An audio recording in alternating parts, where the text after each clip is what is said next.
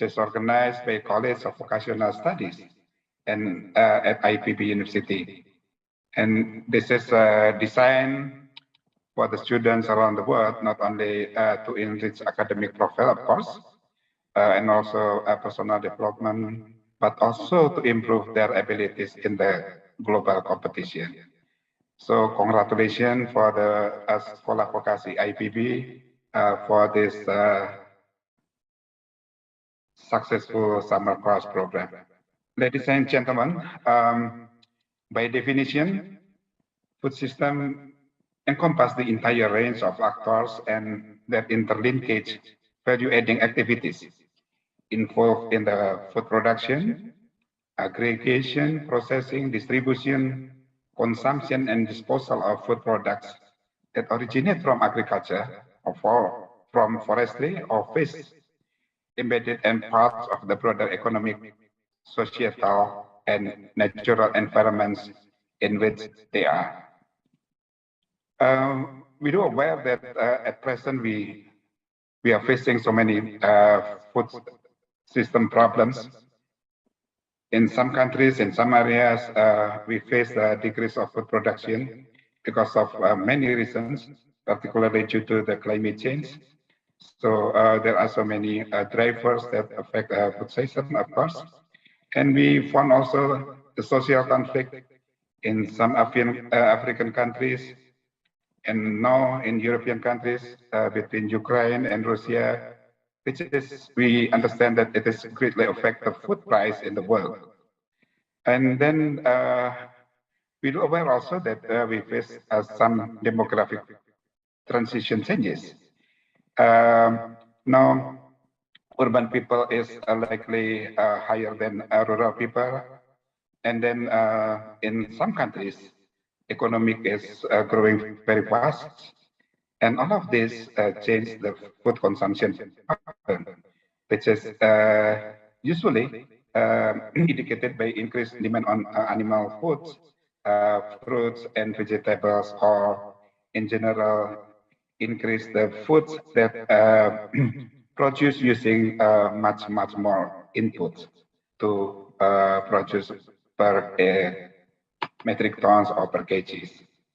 And then we are also facing socioeconomic inequality around the world, which is lead to inability among the poor to afford a healthy diet. We learned from the WFP latest study that most of the people, let's say for example in Indonesia, it is almost 100% of the people in Indonesia, for example, able to afford what we call as energy sufficient food. But if we promote the food diversity, if we promote the healthy food, then most of the people actually do not able to afford what we call as a healthy food, because the healthy food is sometimes 4 to 5 times more expensive in comparison to the just energy diet food. It has also happened in some ASEAN countries, in Vietnam, in Thailand, Cambodia, and other countries.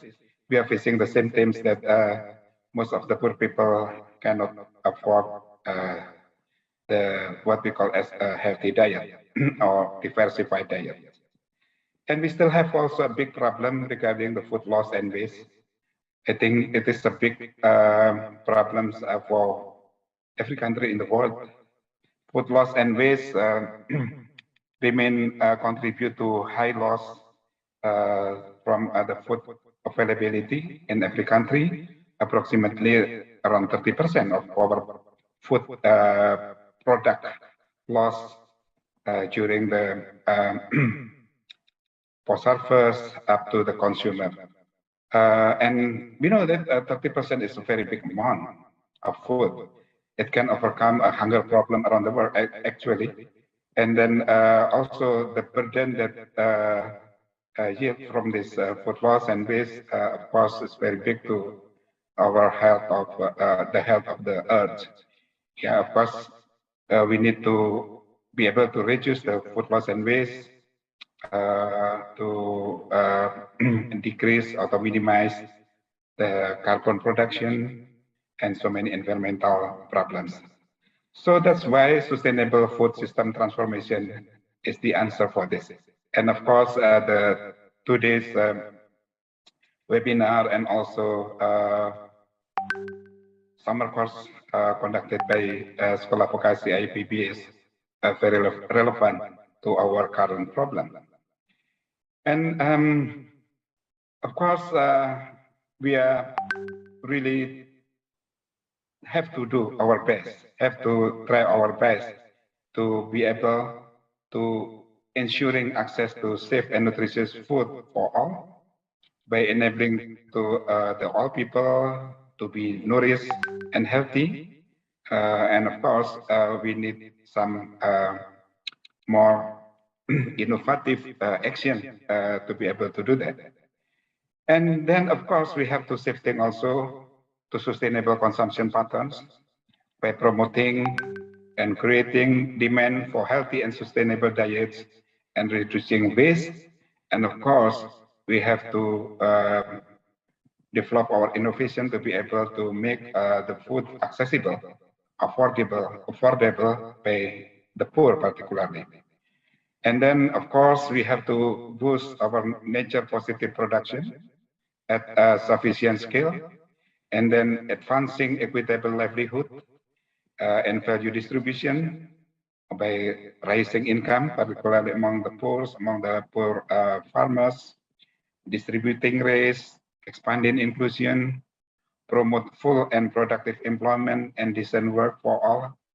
And at last but not least, we are really need to be able to build resilience to vulnerabilities, because this is among our problem. Building resilience to vulnerabilities, shocks, and stress by ensuring the continued functionality of healthy and sustainable food system.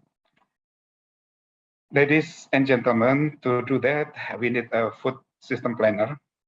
Of course, a food system planner supposed to have a capacity to conduct a AAA, which are assessment, analysis, and formulating the most relevant and the most cost-effective measures to be able to build a sustainable food system.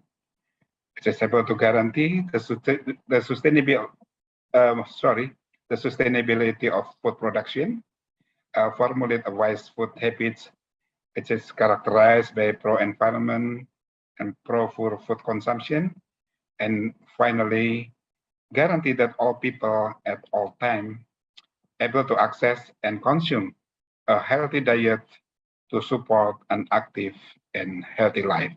That is actually the objective of strengthening the food system.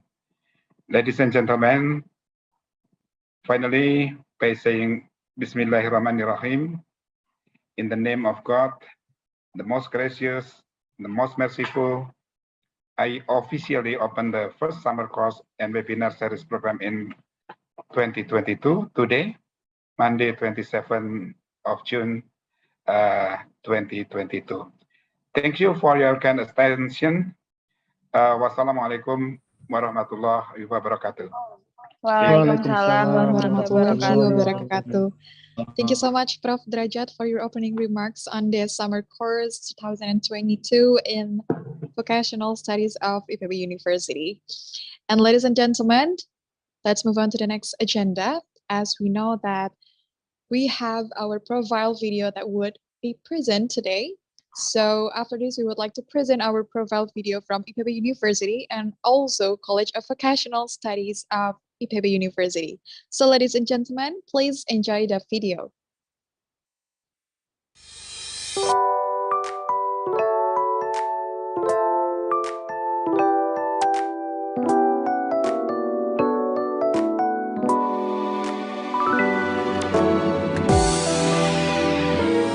Mungkinkah di suatu masa depan dirimu akan merasa ingin kembali dan mengulang ke masa lalumu di saat kau memilih kan kemana langkahmu sejati tujuanmu, ataukah dirimu yang sekarang di dalam hasrat dan mimpi kau meniti hidup dan cinta. Kebahagiaan tak hanya tentang harta, tapi tentang dirimu, hasratmu dan mimpimu. Terus jalani bagai mentari yang menyinari bumi. Jangan berhenti, jangan biarkan lagu merenung mimpi. Maka takkan ada penyesalan yang menyelesaikan dada muda. Bukti lebih dari teori.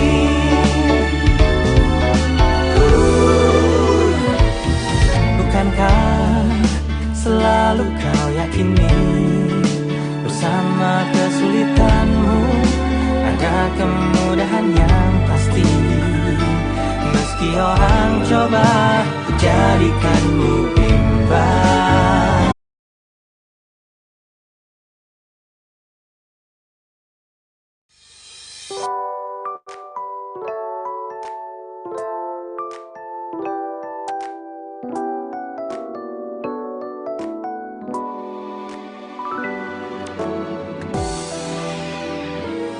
Mungkinkah di suatu masa depan dirimu akan merasa ingin kembali dan mengulang ke masa lalumu di saat kau memilih kan kemana langkahmu, sejati tujuanmu, ataukah dirimu yang sekarang di dalam hasrat dan mimpi kau meniti hidup dan cinta.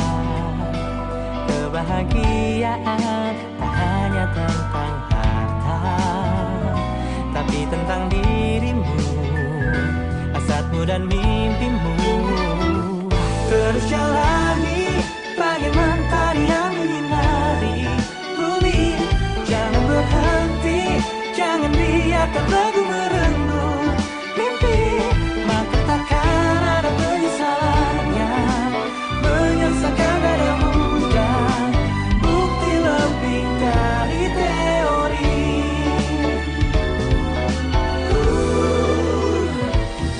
Bukankah selalu kau yakini bersama kesulitanmu ada kemudahan yang pasti.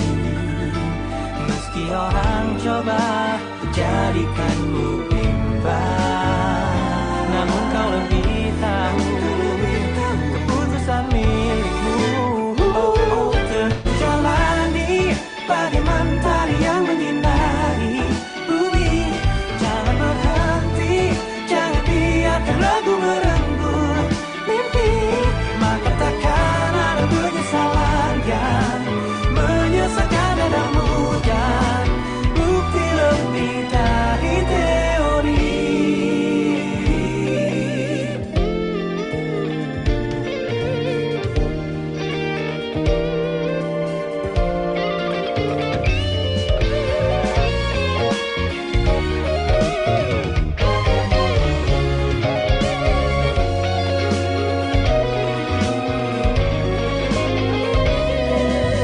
Ini bukan hanya hayal tanpa aksi.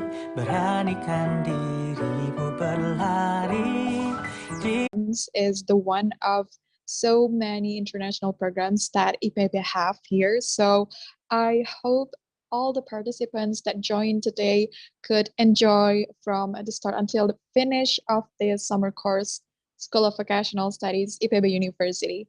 And I would like to ask one of you if some of you want to be a volunteer today.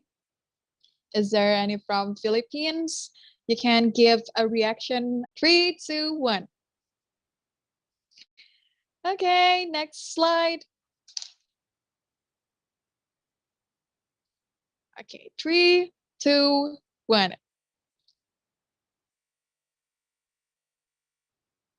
Okay, we can move to another slide. all the participants could give your best pose and best smile, because we would know where we are on the slide. So the next slide, be ready. 3, 2, 1. Okay, the next slide. 3, 2, 1. Okay, the last slide. 3, 2, 1. Okay, thank you so much to the all participants to today's photo sessions. These photos will be sent by the team after this opening ceremony. So I hope we can continue with the profile video. Okay. Ayoko na. Mag-leave na ako. Okay, mag-leave ka na pa ko na. Okay, ladies and gentlemen, so after we watched the profile video of IPB University and School of Vocational Studies, now we can move to the next agenda. Is the message of key officials and introductions of students from partner institutions. We can start with Iloilo Science and Technology University, Philippines. We can start from the Vice President of External Affairs, Dr. Nemia Babacuyo. I'm sorry if there's mispronounced, and then continue with the Director of National and International Affairs, Dr. Jennifer Padros. So, is there Dr. Nemia Babacuyo? Yeah, are hello. you ready in this room? Hello. Yeah. Hello. Hi, Miss. How are you today? Okay. I'm fine. Okay, so Dr. Can you hear me? Yeah, yes, okay. Of course, I can hear So you. we'll start. Your voice so clearly today. Okay, so Dr. Nemia will be... Yeah. So Dr. Professor Arif Satria, Director of IPB University. Professor Dr. Drajat Marciano, the Vice Rector for the Education and Student Affairs. Professor Dr. Arif Darjanto, the Dean of the School of Vocational Studies. Your keynote speaker, our resource speakers, our key officials, students and faculty members of IPB University, and of course, our other partner universities. And can you say Silamat Pagi or Silamat Siang? Good afternoon, everyone.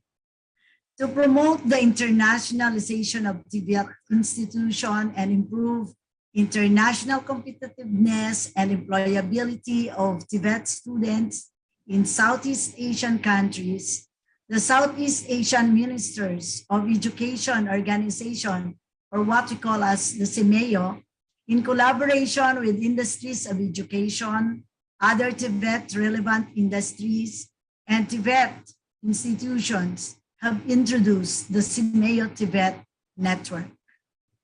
The network of colleges, polytechnics, and University of Technologies from Southeast Asia conduct the CIMEO TVET exchange program and other collaborations to provide their students, faculty members, and staff with international education experiences.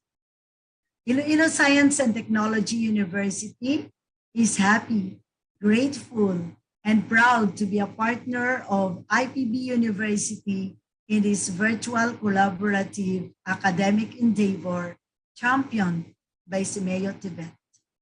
Currently, there are 24 outbound students from ISATU, 13 from the College of Industrial Technology, and 11 from the College of Education.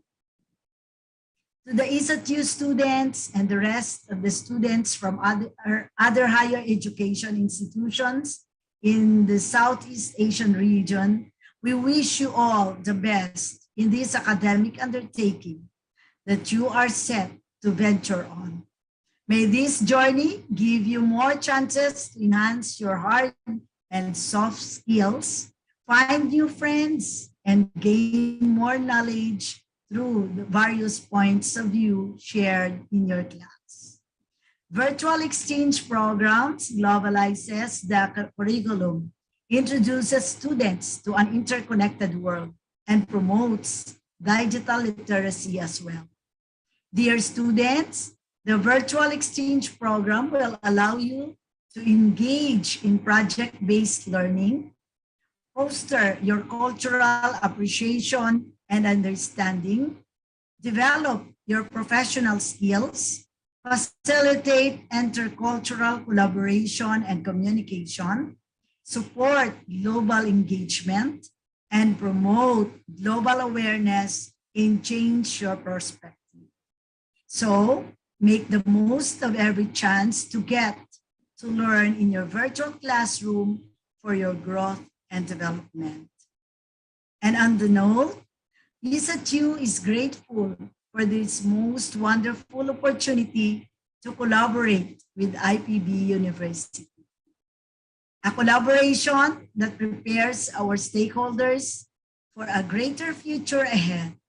Let us continue to be committed in bringing international higher education to greater heights.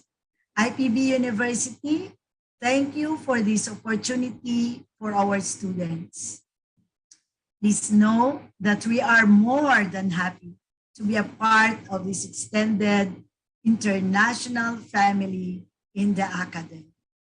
From the City of Love, Iloilo City, Philippines, let us teach, touch, and transform lives beyond borders. Thank you, terima kasih, madamo nga salamat, kag padayon kita.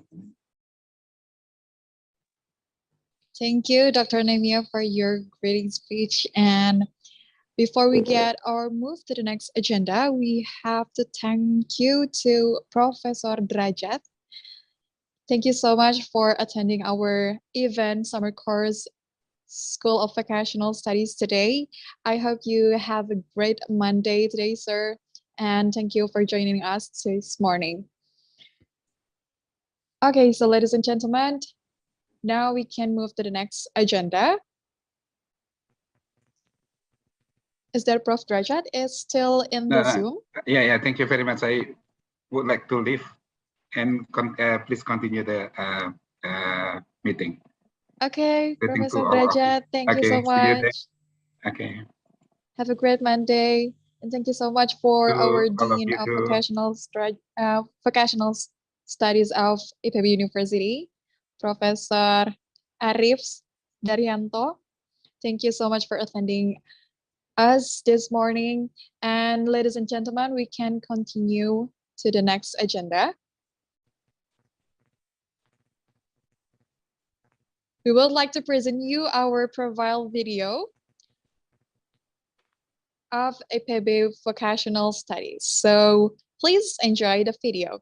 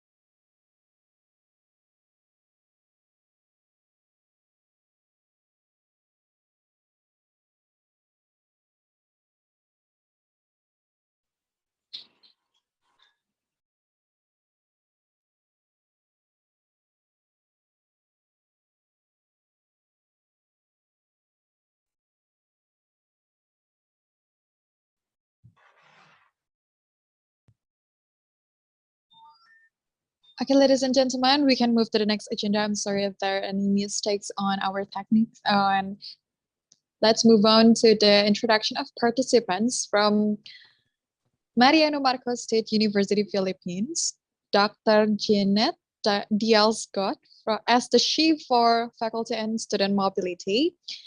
So is there Dr. Jeanette here? From Mariano Marcos State University, Philippines. So we can listen to the... Excuse me. Yes?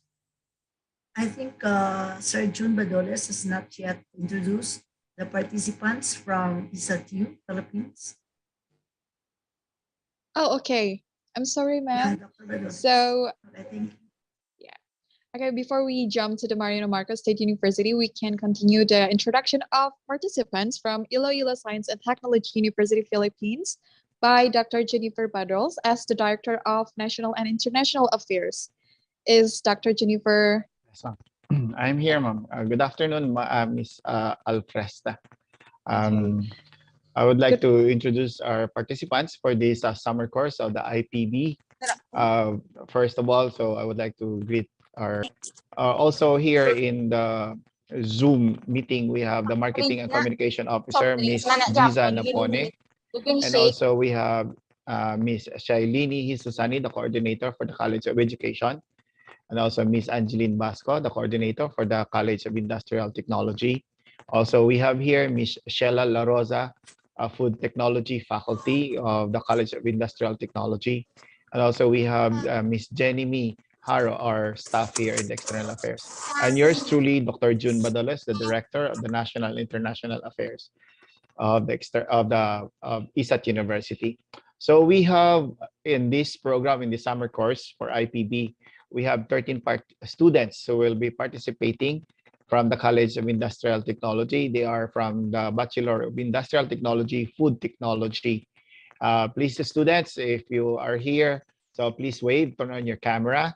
As I mentioned your name, we have here Miss Jonami Bio, Irene Gomez, Maria Elizabeth Diego, Mary Rose Andicoy, Glaines Benafe, Hirushi Dinoska, Jermaine, Sir Nicola, Shanane Rose Sumpay, and also Junil Halwan, Mark Joseph Daigo, Isaiah Cabanal, Jaime Merbal, Tricia Ann Perlas. And also from the College of Education, they are from Bachelor of Technical Livelihood Education, Home Economics major. We have Maria Justine Saporco, then Ariane Nicole Minjola, Glaze Zelba, Lori V, Sormila, Camille Sola, Alizel Solania, Ivy Joy Milyama, Nino Argente, Maria Cindy Balsomo, Jeanette Rose Abrot, and Tracy Keith Marie Aneza. So these are our students that will be joining the summer course for IPB. Thank you very much and good afternoon.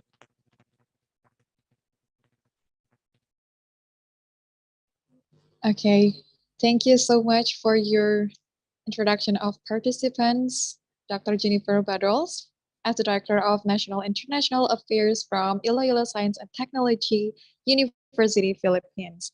And ladies and gentlemen, we can move to the next agenda. We have Mariano Marcos State University, Philippines, to Dr. Janet Diaz Gawat. I'm sorry if there's any mispronounce, as the she for faculty and student mobility could start the key message and will be continue for introductions the participants. To Dr. Janet Diaz, the stage is yours.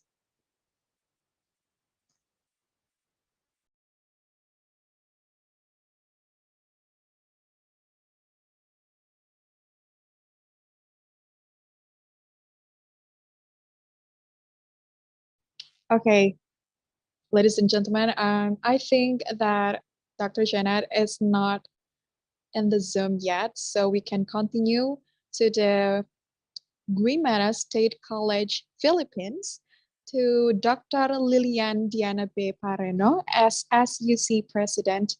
The time is yours. Good afternoon, everyone. Good afternoon, ma'am. Okay, can I be proper here? Is my audio okay?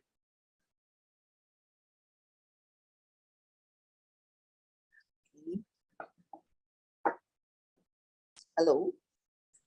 Okay, hello, ma'am Lilian. Yeah, good afternoon. Okay, so warm greetings to our partner universities here in the Philippines and in ASEAN region. Warm felicitation as well to all heads of agencies and their representatives. We have this famous quote that says, think local, but act global. This is the very essence of the internationalization efforts of every academe so as to achieve global standards and excellence in terms of human resource development. There is a need to raise the bar for teaching and learning so that our products would be able to compete. Hence, we have greater chances of being hired in world-renowned companies and workplaces. We need to collaborate with our esteemed partner universities in the other parts of the world, especially from our ASEAN neighbors, so that we may be able to learn from each other's best practices and would never be left behind. Our positive outcomes brought about by the pandemic is the realization of virtual collaboration, which allows us to collaborate through online media platform, making it easier, faster, and with less expense.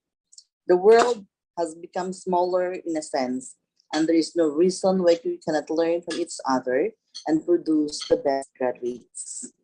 At the outset, I would like to convey my heartfelt appreciation and gratitude to the Semi-Tibet for allowing and facilitating this to happen for many of our programs in coordination with our Director for International Affairs, as well as with the JSU College of Agricultural Sciences.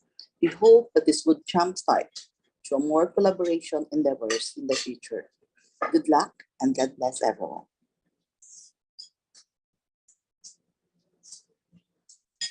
Okay, thank you so much for Ma'am Lillian to give you greetings for today's event.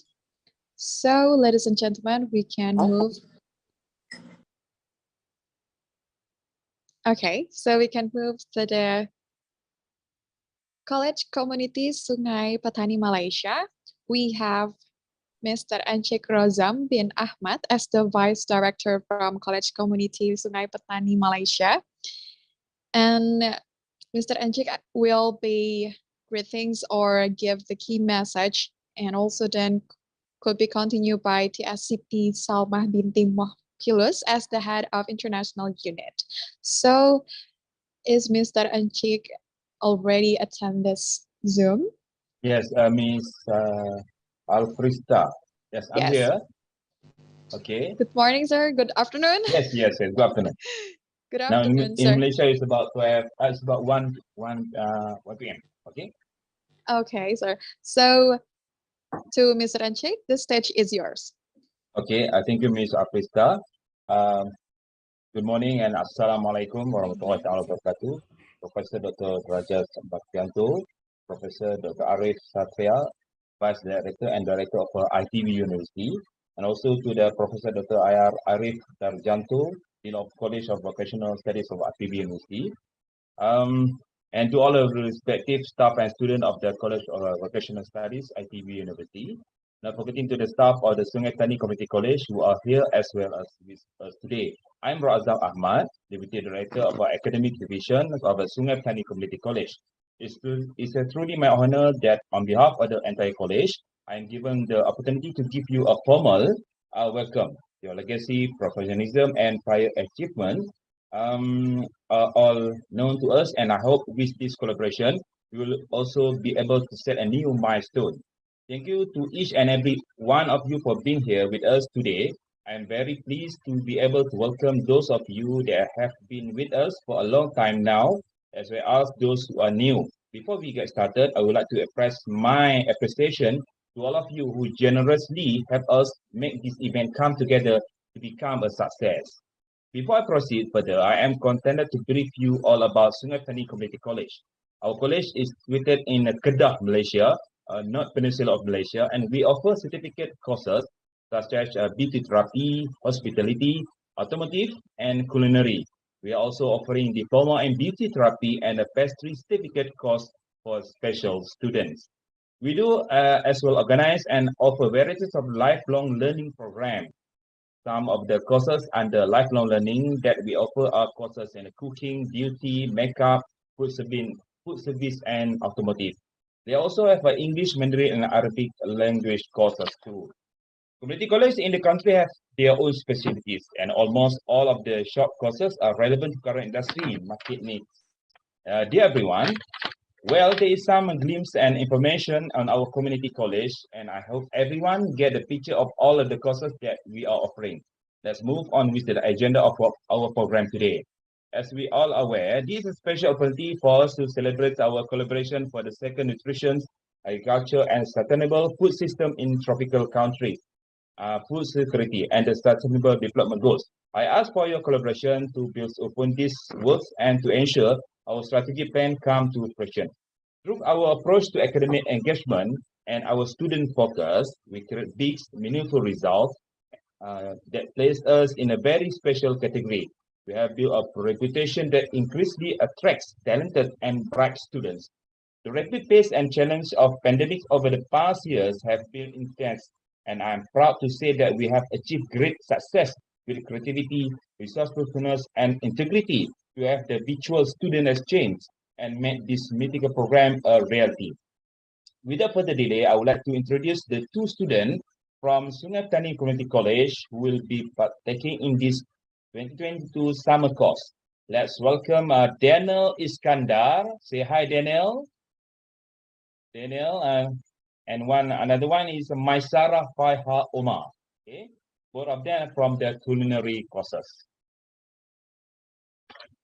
I hope this course will benefit the students largely, and I am confident that group discussion during the course, which will field trips, cultural exchange, expo lecturing activities, will contribute to the students' personal development, help students to gain an understanding the life-changing skills, and will focus primarily on important aspects such as goal setting, leadership development, improve confidence, effective communication, and life coaching. Through this course, students will be able to identify their vulnerable places that include improvement as well as the usual change needed in their lifestyle. In addition, students will also be trained on how to improve their social skills. The agenda of this course will include sharing sessions and encouragement through various aspects and real-life examples. I ensure the course will be profitable and the next few days will be enjoyable and fruitful for every one of you. I would like to praise and offer my gratitude for the organizer of this wonderful course. Well, I don't want to take much of your time. I need to leave some time for the next speakers to share their respective thoughts. Thank you very much for listening. Back to the Miss Alfrista. Thank you, Mr. Razal, for your greeting speech and the key message. And we can continue, sir, to the introduction of participants by TSCT Salmah binti Mohbilos as the head of international unit from the college community Sungai Petani Malaysia. Is Ma'am Siti is already joined the Zoom? Yes, thank you to Miss Alfrista Shavira. Thank you, Ma'am Siti. To Ma'am Siti, the stage is yours. Senior Arif Sarjanto, Dean Encik Azam bin Ahmad, Vice Director of Academic Sungai Petani Community College Malaysia, and to all the respective staff, students, and participants from all over Malaysia, Indonesia, and Vietnam. I'm Technologist Siti Salmah Bilus, Head of Internationalization Unit, and a Senior Tibet Coordinator for Sungai Petani Community College Malaysia. For all, I, on behalf of Sungai Petani Community College Malaysia, wishing thank you to of Vocational Studies, IPB University Bogor, Indonesia, for giving us the opportunity to join the summer course 2022. This is the third collaboration within Community College Malaysia and Asian country. On 2019, we had our first collaboration with Universitas Negeri Padang Indonesia in fourth batch of Citivet Student Exchange Program under the Senior Polytechnic Network in Southeast Asia 2019. And the second one is a collaboration with College of Management and Business Technology, Nueva Ecija University of Science and Technology Philippines in a regional talk webinar tips and tools of online learning, strengthening motivation for students 2021. I would like to express my sincere appreciation to all of you who country, food security, and the sustainable development goal. First of all, I present our university, our faculty to express our thanks for IPB University, College of Vocational Study for inviting our students to join the summer course. It is the second year our students are invited to attend this summer course. Last year, 5 students attended the course, and they were very happy to participate in the course. They said to me that they learn a lot from the course.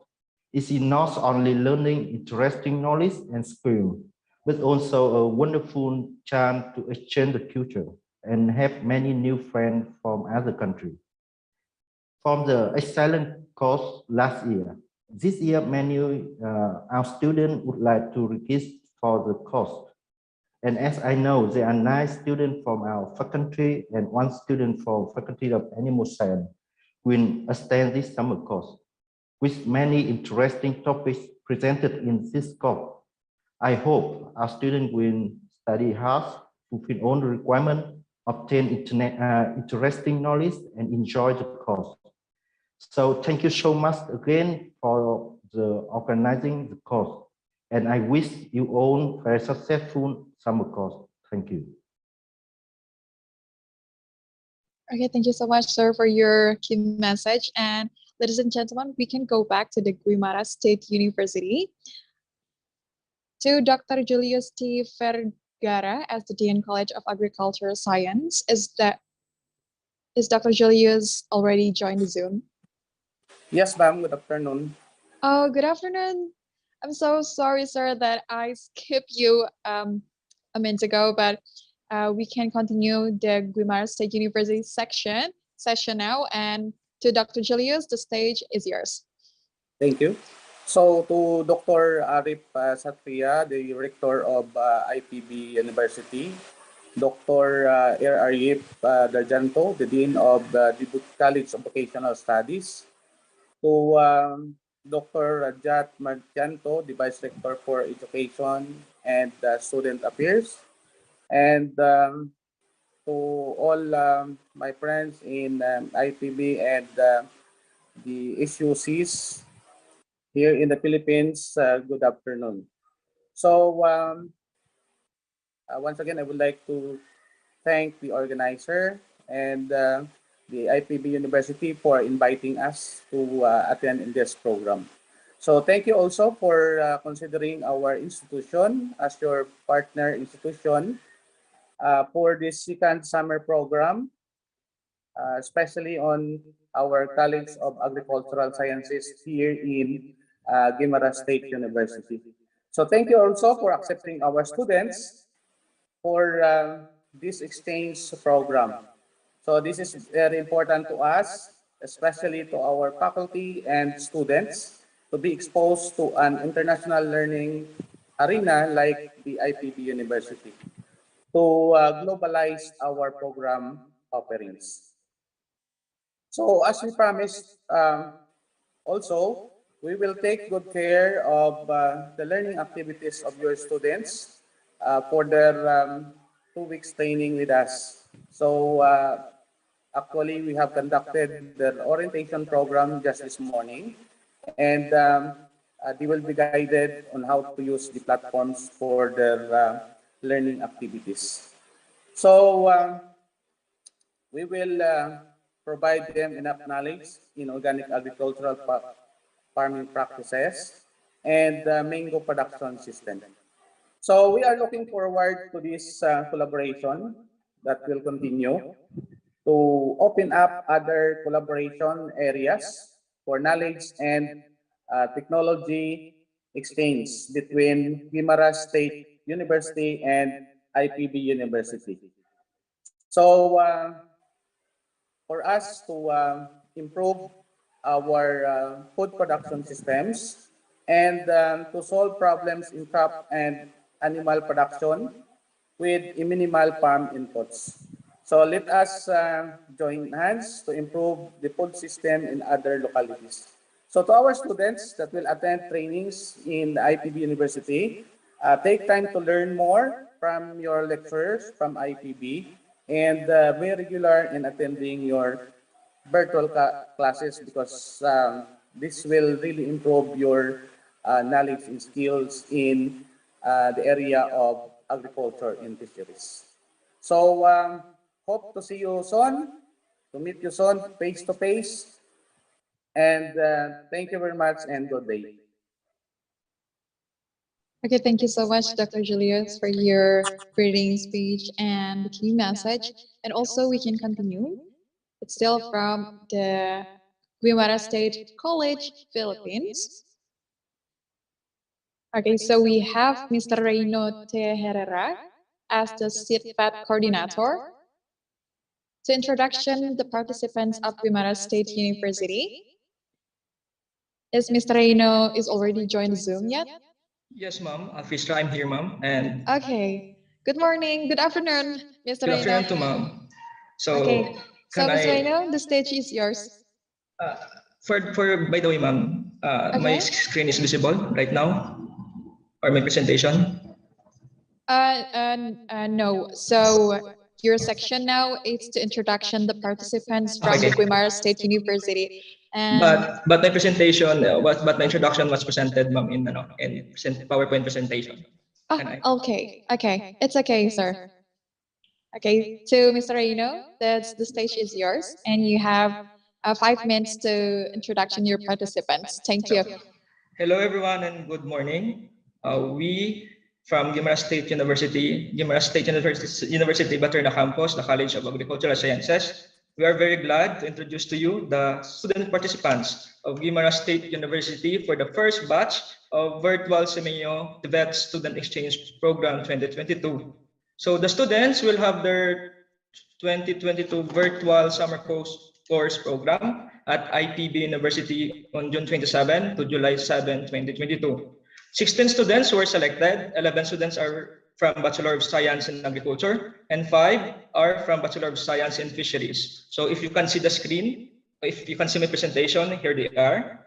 Ladies and gentlemen, first, we have Florence Bernice, Marie, BSA first year, Marquez Renabel, BSA first year 2, Palmehar Seka Hope, BSA first year also. Next in line, we have Kalapaan Apple May, BSA first year, Candido Kathleen, BSA first year, Clemente Nicole, still BSA first year. Also, we have Sablas Patrick, BSA first year, Mosquera Sandipol, Garuklakan Rodney, and Paragas Dinis Dwayne for BSA first year. We have also Gonzaga Princess May. For the Bachelor of Science in Fisheries first year, we have Cordero Hija May, we have Gagatan Eileen, we have Gallego de Vera, we have Giroche Lorenz, and the last, we have Pamona Christine Joy BSF for BSF first year. So, bon voyage students and happy learning, and salamat Tega.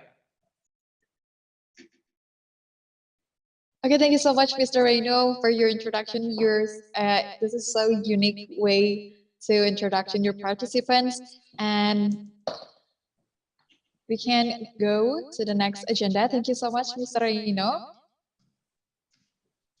Okay, so ladies and gentlemen, we can go back to the College Community Janantut Malaysia. We have Mr. Ahmad Sabre bin Osman as the Director Program Sijil Pemrosesan dan Kawalan Mutu Makanan. To introduction your participants is Mr. Ahmad is already joined the Zoom yet. Hello, Mr. Ahmad.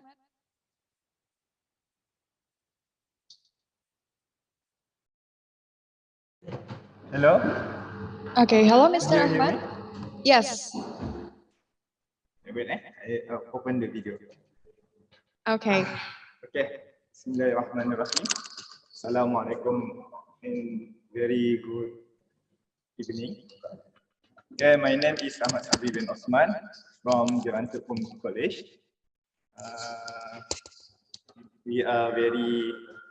I'm feel very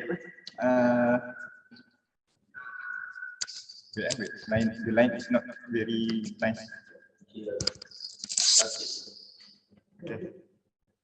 Here, I would like to introduce my students. Okay, my student is Muhammad Jafni from Certificate of Food Processing and Quality Control, and also Ahmad by Hafiz and Muhammad Khairul Azhar.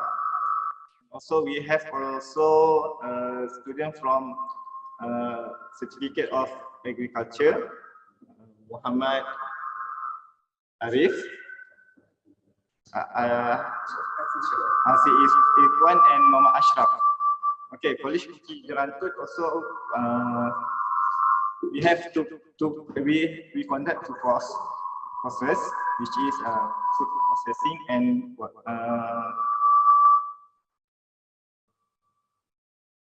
food processing and also agriculture course. Okay, we are glad to join this course and hopefully we gain a lot of knowledge in this summer course. Thank you for inviting me. Thank you for inviting us. Okay, thank you. Okay, thank you so much, Mr. Ahmad Sadre, for your introduction of your participants from College Community Jerantut, Malaysia. Now, ladies and gentlemen, we can go to we can go back if there's from Mariano Marcos State University, Philippines, Dr. Janet Diaz, as the Chief for Faculty and Student Mobility. Is Dr. Janet is already joined the Zoom yet? Or maybe the student could say hi to me? Okay, I think Dr. Janet couldn't attend our meeting today, but we can go to the next agenda. We have from Tarlac Agricultural University, Dr. Crystal Joy Isla as from Faculty and College Coordinator of External Linkage and International Affairs of the College of Veterinary Medicine. Is Dr. Crystal? Oh, hi, Dr. Crystal. Hello. Good afternoon. Good afternoon, ma'am. How are you? Fine. Thank you. Okay, so we have Dr. Crystal to introduction your participants, also give the key message from Tarlac Agricultural University in this summer course. So I hope you can tell the participants about your feeling to join the summer course. And for your information, ma'am, I was the one of your students a year ago on Tarlac Agricultural University on the exchange program. So I'm so happy to meet all of the participants from Tarlac Agricultural University in Philippines. And I'm really happy to meet you again in this summer course. I hope we can meet in another program, international program. So to Dr. Crystal, the stage is yours. Yes, thank you, Ms. Alpista. Good to hear that. Okay, to the Vice Rector for Education and Student Affairs, Professor Dr. Irdra Jatmarchantu, to all the partner institutions participating in the summer course, to all the student participants from the various universities, good afternoon. First of all, I would like to say thank you for the organizers for inviting us once again, especially our students, to participate in this program. So we have 18 students from the College of Veterinary Medicine who will be joining this program, as well as some students from other colleges from our university. And it is a great privilege to be part of your summer course, since this is a good avenue for the students to learn from the different topics, particularly with the various technologies regarding agriculture. As we all know, Philippines is an agricultural country as well as our university, so the name Tarlac Agricultural University. So the topics in this program are very interesting because it could help our students to learn how to develop our agriculture, especially now that we are experiencing pandemic, not only due to the COVID-19, but also due to the rising prices of commodities. It's also a good avenue with the students to collaborate with other students, not only with the Filipinos, but with other students from the various universities abroad. We are hoping that this is not the end of our collaboration. As you said, while ago, Ms. Alfrista. So in this regard, I would like to take this opportunity to invite you also to our upcoming global discourses, maybe this coming August or September. So we will send you the invitation soon. So once again, thank you, and I am looking forward to the success of this summer course program. Thank you and good afternoon.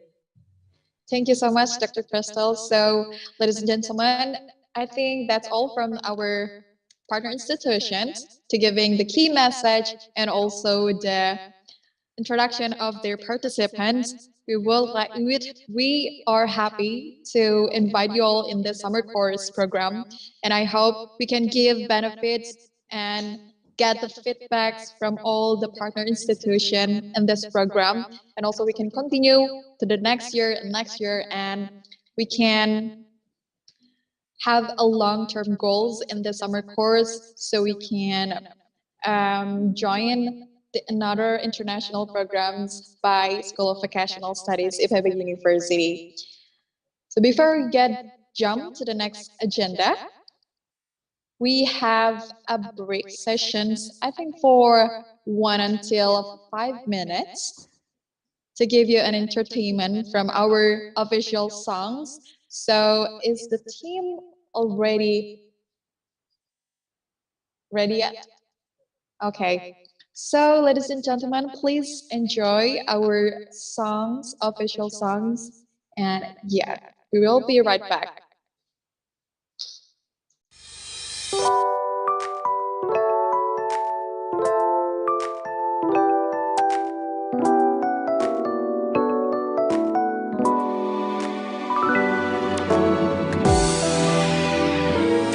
Mungkinkah di suatu masa depan dirimu akan merasa ingin kembali dan mengulang ke masa lalumu di saat kau memilih kan kemana langkahmu, sejati tujuanmu, ataukah dirimu yang sekarang di dalam hasrat dan mimpi kau meniti hidup dan cinta.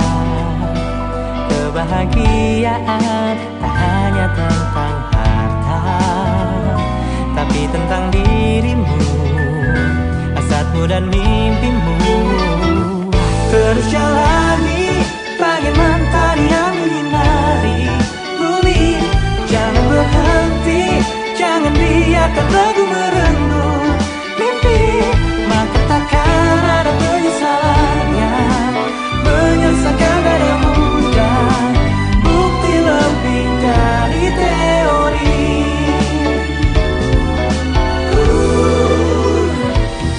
Bukankah selalu kau yakini bersama kesulitanmu ada kemudahan yang pasti. Meski orang coba jadikanmu imbang, namun kau lebih tahu keputusan milikmu. Terjalani bagai mantan yang menyinari bumi. Jangan berhenti, jangan biarkan lagu merenggut mimpi. Maka takkan ada penyesalan yang menyesatkan dada muda. Bukti lebih dari teori.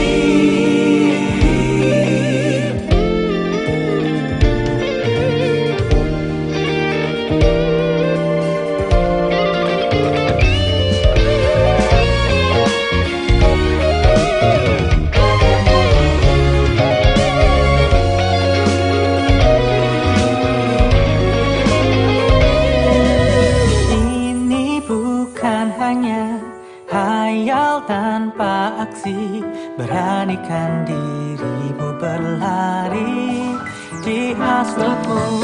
Takkan ada langkah yang kedua tanpa langkah pertama yang kau paksa memulainya. Terjalani bagai mantan yang menyinari bumi. Jangan berhenti, jangan biarkan lagu merenggut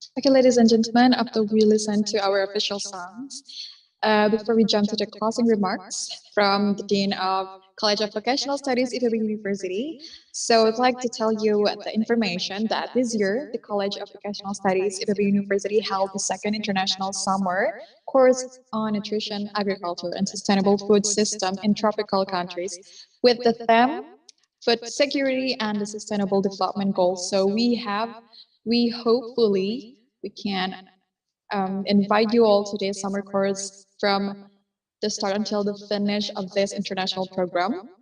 And also, we have to present our Dean of College of Vocational Study of IPB University, Prof. Arif Daryanto. Is Prof. Arif already joined the Zoom yet? Hello, Prof. Arif. Ya, halo Mbak Frista. Good morning, Prof. Morning. So it is clear my voice? Yes. Okay, yes, fine. you have a clear voice now. Yeah, fine. So Okay. to Prof. Arif, you can give us the closing remarks to today's opening ceremony on the summer course of Vocational Studies of IPB University. So Prof. Arif, the stage is yours. Okay, terima kasih Honorable Dr. Suwandi, Director General of Food Crops Ministry of Agriculture of the Republic of Indonesia, Professor Hiroshi Ehara from Nagoya University, Dr. Han Quang Han from Vietnam National University of Agriculture, and also Hajrah Saputra, STM, SC, PhD, Coventry University, as keynote speakers of today's webinar. And also university partners from various higher education institution, and also distinguished participants, lecturers, scientists, students around the world. Assalamualaikum warahmatullahi wabarakatuh. Good afternoon, selamat sore. Thank you to each and every one of you for being here today at the International Summer Course organized by the College of Vocational Studies IPB University Indonesia. I'm very happy and grateful that so many distinguished students have come from both home and abroad to share their knowledge and experience, as well as to have international cultural exchange. And also I would like to take this opportunity to express my deep appreciation to the Vice Rector of Student and Academic Affairs, Professor Derajat Martianto, for giving opening speech, and also all speakers, Dr. Mayung, and also Dr. Nabagio from Iloilo Science Technology University Philippines, Dr. Badoles, also from Iloilo Science and Technology University, Dr.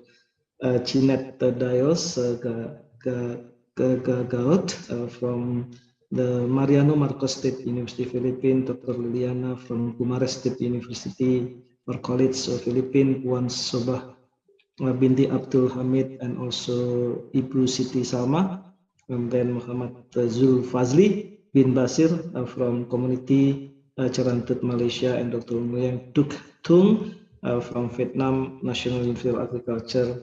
Last but not least, Dr. Crystal Joy, Islam Faculty and College Coordinator from Talak Agriculture Universities. The International Summer Course College of Vocational Studies IPB University Indonesia this year conducted three themes. The summer course or annual program started since 2019. The summer course on the sustainability of tropical animal production. The second theme is the summer course on nutrition, agriculture, and sustainable food system in tropical countries. The summer course of smart agro-industry 4.0 in the tropical countries, transforming agro-maritime through socio-partnerships.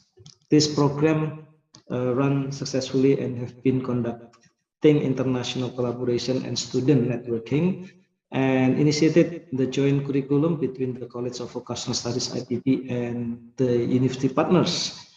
This year, the International Summer Course will be integrated with the first virtual student exchange CTFET with the GSU, Gumares State University Philippines, under SAMIL programs.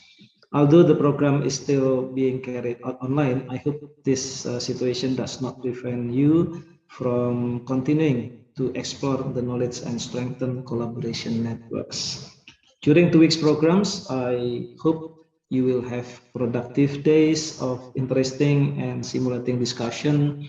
I sincerely wish this summer course program a great success, not only a chance to share professional knowledge exchange, but also as the beginning of long and fruitful cooperation, collaboration, insight, and friendship among students and their university partners.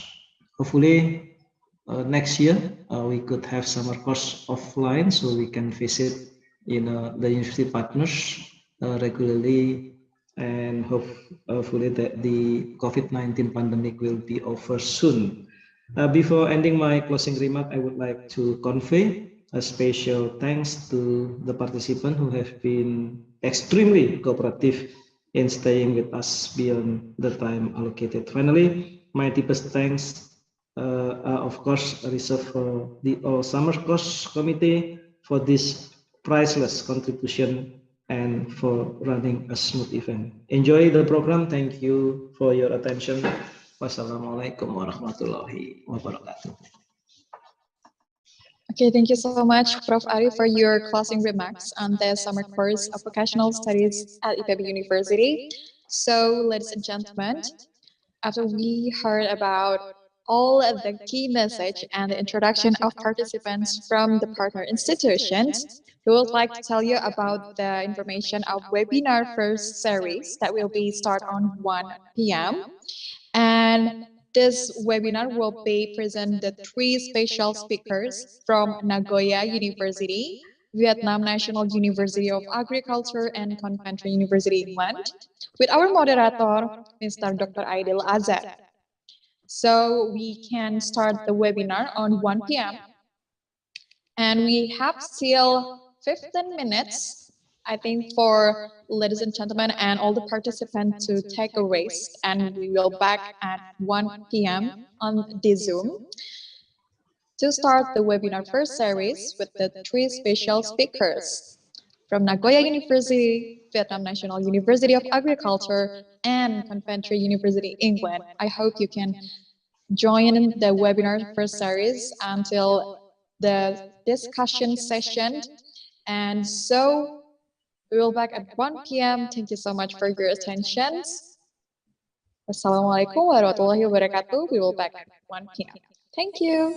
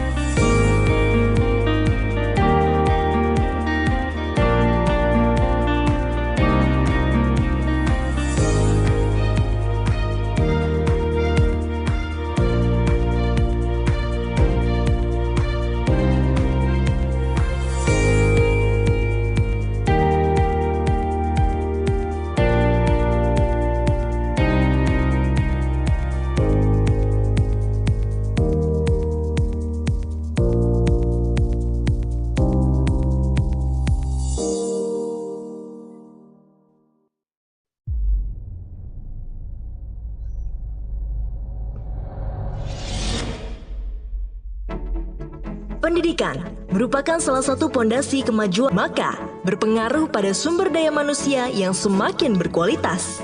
Oleh karena itu, kami hadir menjadi sekolah vokasi yang terdepan dan berkelas internasional dalam memperkokoh martabat bangsa melalui pendidikan tinggi terapan yang unggul dan berkarakter kewirausahaan pada bidang pertanian, kelautan, dan biosains tropika.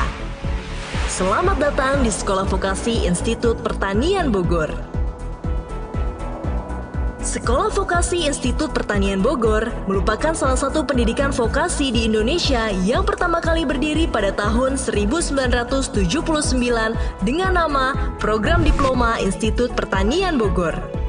Seiring dengan perkembangan dunia pendidikan yang dinamis, terjadi perubahan-perubahan sebagai upaya menjamin mutu proses pendidikan dan pengajaran, serta telah ditetapkan sebagai badan hukum milik negara hingga pada tahun 2017 bertransformasi menjadi Sekolah Vokasi Institut Pertanian Bogor berada di tengah kota Bogor, yang menjadi lokasi sangat strategis yang ditunjang dengan berbagai fasilitas bagi pengajaran serta pelatihan. Meliputi 4 gedung kampus, diantaranya Kampus Cilibende, Kampus Gunung Gede, Kampus Baranang Siang, Kampus Sukabumi. Tentu, penyediaan berbagai macam fasilitas guna menciptakan insan terdidik yang unggul, profesional, dan berkarakter kewirausahaan di bidang pertanian, kelautan, dan biosains tropika sesuai dengan kebutuhan di dunia kerja. Saat ini, Sekolah Vokasi Institut Pertanian Bogor memiliki 17 program studi. Di antaranya, program studi komunikasi, serta mampu menangani teknik-teknik produksi pada bidang komunikasi.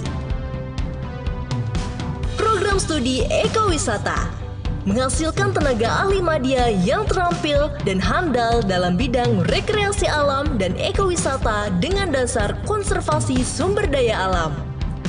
Ahli madya yang memahami konsep pemrograman dan teknologi informasi serta terampil menangani sistem informasi manajemen, perangkat komputasi ilmiah, multimedia, dan jaringan komputer. Program studi teknik komputer menghasilkan tenaga ahli madya yang memiliki kemampuan perekayasaan perangkat keras berbasis komputer, pengelolaan jaringan komputer, pemeliharaan sistem komputer, serta berjiwa kewirausahaan dan berakhlak mulia untuk memenuhi kebutuhan masyarakat dan industri. Program studi Supervisor Jaminan Mutu Pangan menghasilkan tenaga ahli madya yang kompeten dalam bidang supervisi kegiatan pengelolaan, pengendalian mutu dan keamanan pangan, termasuk di dalamnya analisis mutu fisik, kimia, sensori, dan mikrobiologi pangan. Di industri pangan untuk skala kecil, menengah, maupun besar. Program studi Manajemen Industri Jasa Makanan dan Gizi menghasilkan tenaga ahli madya yang tangguh, unggul, memiliki keterampilan tinggi di bidang manajemen industri jasa makanan dan gizi. Program studi Teknologi Industri Benih menghasilkan tenaga ahli madya yang berintegritas tinggi, memiliki jiwa wirausaha dan berkompeten dalam kegiatan industri benih tanaman tropika. Program studi Teknologi Produksi dan Manajemen Perikanan Budidaya menghasilkan tenaga ahli madya dan wirausaha yang kompeten dalam memproduksi produk perikanan budidaya, baik pembenihan maupun pembesaran, termaksud menangani pengadaan sarana produksi dan hasil panen. Program studi Teknologi dan Manajemen Ternak menghasilkan tenaga ahli madya yang terampil dan mempunyai pengetahuan, kemampuan, dan keterampilan yang memadai untuk menangani kegiatan-kegiatan di bidang peternakan, berjiwa wirausaha tangguh dan mandiri yang mampu berusaha dalam bidang peternakan. Program studi Manajemen Agribisnis menghasilkan wirausaha dan atau manajer lini pertama yang mampu mengelola agribisnis secara profesional sesuai dengan kompetensi yang dibutuhkan. Program studi Manajemen Industri menghasilkan tenaga ahli madya di bidang perencanaan dan pengendalian produksi yang memenuhi kompetensi yang dibutuhkan oleh industri manufaktur dan jasa. Program studi Analisis Kimia menghasilkan tenaga ahli madya di bidang analisis kimia yang berdaya saing tinggi pada perekonomian global. Program studi Teknik dan Manajemen Lingkungan menghasilkan tenaga ahli madya yang terampil dalam melaksanakan kegiatan pengelolaan dan pemantauan dampak lingkungan dari berbagai kegiatan di bidang pertanian, pertambangan, industri, dan energi. Program studi Akuntansi menghasilkan tenaga ahli madya akuntansi yang terampil dan melaksanakan pekerjaan akuntansi, perpajakan, dan pengauditan baik secara manual maupun menggunakan teknologi. Program studi Paramedik Veteriner.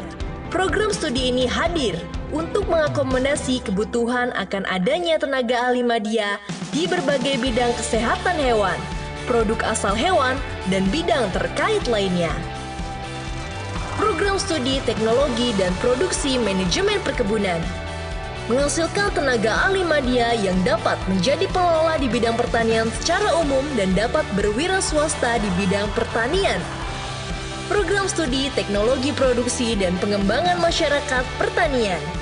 Menghasilkan tenaga ahli media yang menguasai teknik budidaya pertanian dan mampu mendistribusikan ke masyarakat sehingga dapat menjadi inovator dalam produksi pertanian serta berjiwa wirausaha. Selain menyelenggarakan program pendidikan bergelar, Sekolah Vokasi Institut Pertanian Bogor melakukan kegiatan penelitian, pelatihan, dan pengabdian masyarakat yang berdasarkan Tridharma Perguruan Tinggi dengan berbagai instansi baik pemerintah maupun swasta. Lulusan-lulusan Sekolah Vokasi Institut Pertanian Bogor tentu dapat menyerap kebutuhan sumber daya manusia yang dibutuhkan oleh dunia usaha dan dunia industri melalui link and match antara dunia pendidikan dengan dunia kerja, serta peningkatan sumber daya manusia dapat tercipta dengan baik. Untuk mendukung hal tersebut, Sekolah Vokasi Institut Pertanian Bogor telah menjalin kerjasama dengan perusahaan-perusahaan industri seperti berikut.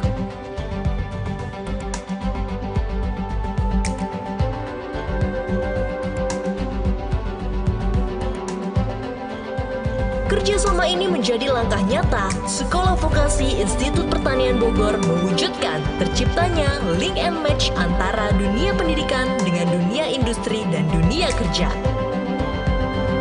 Sekolah Vokasi Institut Pertanian Bogor telah meraih berbagai prestasi dari bidang akademik maupun non-akademik, baik di kancah nasional maupun internasional.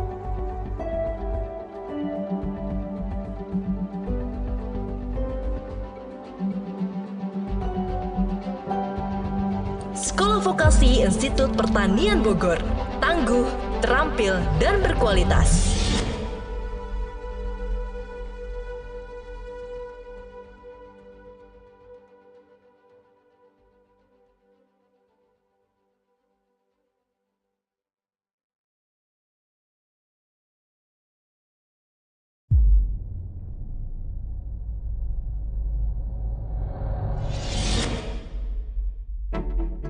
Pendidikan merupakan salah satu pondasi kemajuan suatu bangsa. Semakin baik kualitas pendidikan, maka berpengaruh pada sumber daya manusia yang semakin berkualitas. Oleh karena itu, kami hadir menjadi sekolah vokasi yang terdepan dan berkelas internasional dalam memperkokoh martabat bangsa melalui pendidikan tinggi terapan yang unggul dan berkarakter kewirausahaan pada bidang pertanian, kelautan, dan biosains tropika. Selamat datang di Sekolah Vokasi Institut Pertanian Bogor. Sekolah Vokasi Institut Pertanian Bogor merupakan salah satu pendidikan vokasi di Indonesia yang pertama kali berdiri pada tahun 1979 dengan nama Program Diploma Institut Pertanian Bogor. Seiring dengan perkembangan dunia pendidikan yang dinamis, terjadi perubahan-perubahan sebagai upaya menjamin mutu proses pendidikan dan pengajaran, serta telah ditetapkan sebagai badan hukum milik negara hingga pada tahun 2017 bertransformasi menjadi Sekolah Vokasi Institut Pertanian Bogor. Sekolah Vokasi Institut Pertanian Bogor berada di tengah kota Bogor yang menjadi lokasi sangat strategis yang ditunjang dengan berbagai fasilitas bagi pengajaran serta pelatihan. Meliputi 4 gedung kampus, diantaranya Kampus Cilibende, Kampus Gunung Gede, Kampus Baranang Siang, Kampus Sukabumi. Tentu penyediaan berbagai macam fasilitas guna menciptakan insan terdidik yang unggul, profesional, dan berkarakter kewirausahaan di bidang pertanian, kelautan, dan biosains tropika sesuai dengan kebutuhan di dunia kerja. Saat ini, Sekolah Vokasi Institut Pertanian Bogor memiliki 17 program studi. Di antaranya, program studi komunikasi, menghasilkan tenaga ahli media yang memiliki keterampilan berkomunikasi, baik lisan maupun tulisan, serta mampu menangani teknik-teknik produksi pada bidang komunikasi. Program studi ekowisata, menghasilkan tenaga ahli media yang terampil dan handal dalam bidang rekreasi alam dan ekowisata dengan dasar konservasi sumber daya alam. Program studi manajemen informatika, menghasilkan tenaga ahli media yang memahami konsep pemrograman dan teknologi informasi, serta terampil menangani sistem informasi manajemen, perangkat komputasi ilmiah, multimedia, dan jaringan komputer. Program studi teknik komputer menghasilkan tenaga ahli media yang memiliki kemampuan perekayasaan perangkat keras berbasis komputer, pengelolaan jaringan komputer, pemeliharaan sistem komputer, serta berjiwa kewirausahaan dan berakhlak mulia untuk memenuhi kebutuhan masyarakat dan industri. Program studi Supervisor Jaminan Mutu Pangan menghasilkan tenaga ahli media yang kompeten dalam bidang supervisi kegiatan pengelolaan, pengendalian mutu dan keamanan pangan, termasuk di dalamnya analisis mutu fisik, kimia, sensori, dan mikrobiologi pangan. Di industri pangan untuk skala kecil, menengah, maupun besar. Program studi Manajemen Industri Jasa Makanan dan Gizi menghasilkan tenaga ahli media yang tangguh, unggul, memiliki keterampilan tinggi di bidang manajemen industri jasa makanan dan gizi. Program studi Teknologi Industri Benih menghasilkan tenaga ahli media yang berintegritas tinggi, memiliki jiwa wirausaha dan berkompeten dalam kegiatan industri benih tanaman tropika. Program studi Teknologi Produksi dan Manajemen Perikanan Budidaya menghasilkan tenaga ahli media dan wirausaha yang kompeten dalam memproduksi produk perikanan budidaya, baik pembenihan maupun pembesaran, termaksud menangani pengadaan sarana produksi dan hasil panen.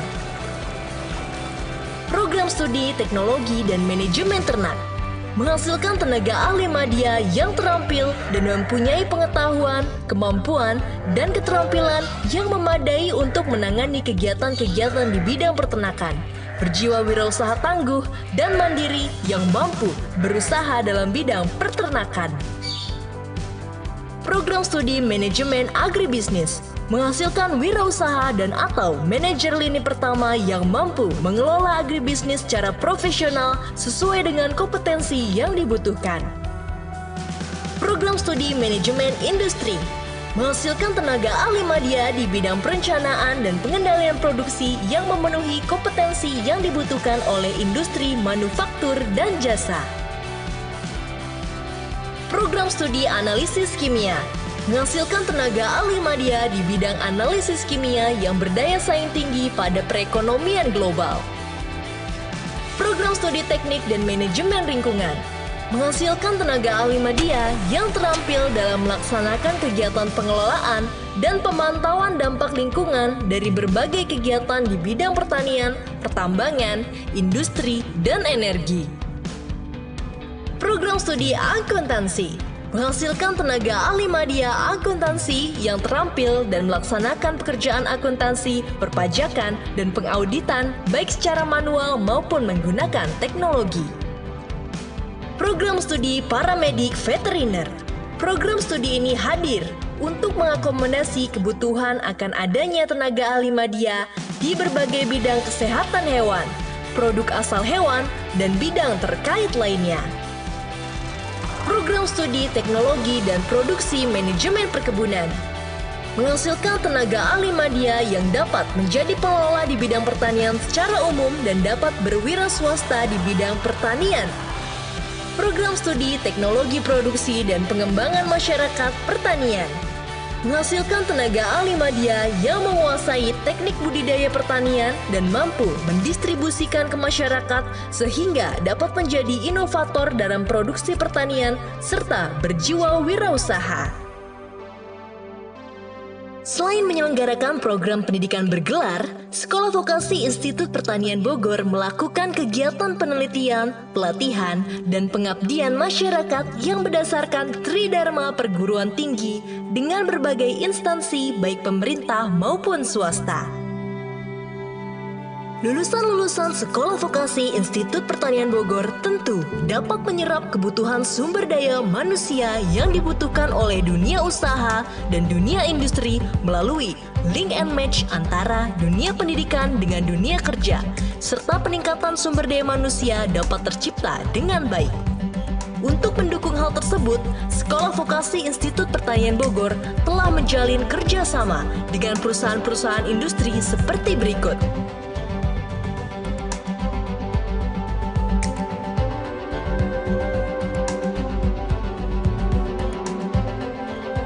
Kerjasama ini menjadi langkah nyata Sekolah Vokasi Institut Pertanian Bogor mewujudkan terciptanya link and match antara dunia pendidikan dengan dunia industri dan dunia kerja. Sekolah Vokasi Institut Pertanian Bogor telah meraih berbagai prestasi dari bidang akademik maupun non-akademik, baik di kancah nasional maupun internasional.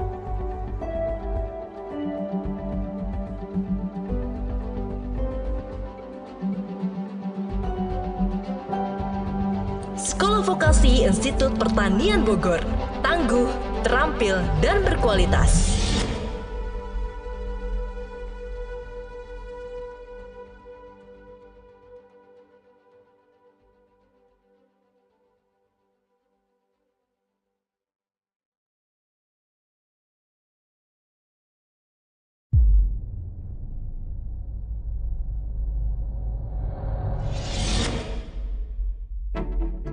Pendidikan merupakan salah satu pondasi kemajuan suatu bangsa.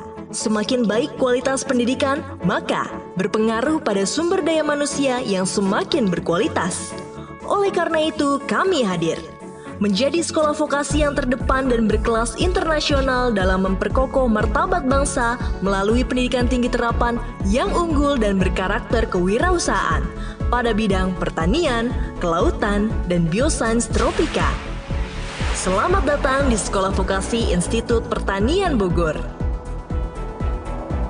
Sekolah Vokasi Institut Pertanian Bogor merupakan salah satu pendidikan vokasi di Indonesia yang pertama kali berdiri pada tahun 1979 dengan nama Program Diploma Institut Pertanian Bogor. Seiring dengan perkembangan dunia pendidikan yang dinamis, terjadi perubahan-perubahan sebagai upaya menjamin mutu proses pendidikan dan pengajaran, serta telah ditetapkan sebagai badan hukum milik negara hingga pada tahun 2017 bertransformasi menjadi Sekolah Vokasi Institut Pertanian Bogor. Sekolah Vokasi Institut Pertanian Bogor berada di tengah kota Bogor yang menjadi lokasi sangat strategis yang ditunjang dengan berbagai fasilitas bagi pengajaran serta pelatihan. Meliputi 4 gedung kampus, diantaranya Kampus Cilibende, Kampus Gunung Gede, Kampus Baranang Siang, Kampus Sukabumi. Tentu, penyediaan berbagai macam fasilitas guna menciptakan insan terdidik yang unggul, profesional, dan berkarakter kewirausahaan di bidang pertanian, kelautan, dan biosains tropika sesuai dengan kebutuhan di dunia kerja. Saat ini, Sekolah Vokasi Institut Pertanian Bogor memiliki 17 program studi. Di antaranya, program studi komunikasi, menghasilkan tenaga ahli media yang memiliki keterampilan berkomunikasi, baik lisan maupun tulisan, serta mampu menangani teknik-teknik produksi pada bidang komunikasi. Program studi ekowisata, menghasilkan tenaga ahli media yang terampil dan handal dalam bidang rekreasi alam dan ekowisata dengan dasar konservasi sumber daya alam. Program studi manajemen informatika, menghasilkan tenaga ahli media yang memahami konsep pemrograman dan teknologi informasi serta terampil menangani sistem informasi manajemen, perangkat komputasi ilmiah, multimedia, dan jaringan komputer. Program studi teknik komputer, menghasilkan tenaga ahli media yang memiliki kemampuan perekayasaan perangkat keras berbasis komputer, pengelolaan jaringan komputer, pemeliharaan sistem komputer, serta berjiwa kewirausahaan dan berakhlak mulia untuk memenuhi kebutuhan masyarakat dan industri. Program studi supervisor jaminan mutu pangan, menghasilkan tenaga ahli media yang kompeten dalam bidang supervisi kegiatan pengelolaan, pengendalian mutu dan keamanan pangan, termasuk di dalamnya analisis mutu fisik, kimia, sensori, dan mikrobiologi pangan. Di industri pangan untuk skala kecil, menengah, maupun besar. Program studi Manajemen Industri Jasa Makanan dan Gizi menghasilkan tenaga ahli madya yang tangguh, unggul, memiliki keterampilan tinggi di bidang manajemen industri jasa makanan dan gizi. Program studi Teknologi Industri Benih menghasilkan tenaga ahli madya yang berintegritas tinggi, memiliki jiwa wirausaha dan berkompeten dalam kegiatan industri benih tanaman tropika. Program studi Teknologi Produksi dan Manajemen Perikanan Budidaya menghasilkan tenaga ahli madya dan wirausaha yang kompeten dalam memproduksi produk perikanan budidaya, baik pembenihan maupun pembesaran, termaksud menangani pengadaan sarana produksi dan hasil panen. Program studi Teknologi dan Manajemen Ternak menghasilkan tenaga ahli madya yang terampil dan mempunyai pengetahuan, kemampuan, dan keterampilan yang memadai untuk menangani kegiatan-kegiatan di bidang peternakan, berjiwa wirausaha tangguh dan mandiri yang mampu berusaha dalam bidang peternakan. Program studi Manajemen Agribisnis menghasilkan wirausaha dan atau manajer lini pertama yang mampu mengelola agribisnis secara profesional sesuai dengan kompetensi yang dibutuhkan. Program studi Manajemen Industri menghasilkan tenaga ahli madya di bidang perencanaan dan pengendalian produksi yang memenuhi kompetensi yang dibutuhkan oleh industri manufaktur dan jasa. Program studi Analisis Kimia menghasilkan tenaga ahli madya di bidang analisis kimia yang berdaya saing tinggi pada perekonomian global. Program studi Teknik dan Manajemen Lingkungan menghasilkan tenaga ahli madya yang terampil dalam melaksanakan kegiatan pengelolaan dan pemantauan dampak lingkungan dari berbagai kegiatan di bidang pertanian, pertambangan, industri, dan energi. Program studi Akuntansi menghasilkan tenaga ahli madya akuntansi yang terampil dan melaksanakan pekerjaan akuntansi, perpajakan, dan pengauditan baik secara manual maupun menggunakan teknologi. Program studi Paramedik Veteriner. Program studi ini hadir untuk mengakomodasi kebutuhan akan adanya tenaga ahli madya di berbagai bidang kesehatan hewan, produk asal hewan, dan bidang terkait lainnya. Program studi Teknologi dan Produksi Manajemen Perkebunan menghasilkan tenaga ahli madya yang dapat menjadi pengelola di bidang pertanian secara umum dan dapat berwira swasta di bidang pertanian. Program studi Teknologi Produksi dan Pengembangan Masyarakat Pertanian menghasilkan tenaga ahli madya yang menguasai teknik budidaya pertanian dan mampu mendistribusikan ke masyarakat sehingga dapat menjadi inovator dalam produksi pertanian serta berjiwa wirausaha. Selain menyelenggarakan program pendidikan bergelar, Sekolah Vokasi Institut Pertanian Bogor melakukan kegiatan penelitian, pelatihan, dan pengabdian masyarakat yang berdasarkan Tridharma Perguruan Tinggi dengan berbagai instansi baik pemerintah maupun swasta. Lulusan-lulusan Sekolah Vokasi Institut Pertanian Bogor tentu dapat menyerap kebutuhan sumber daya manusia yang dibutuhkan oleh dunia usaha dan dunia industri melalui link and match antara dunia pendidikan dengan dunia kerja, serta peningkatan sumber daya manusia dapat tercipta dengan baik.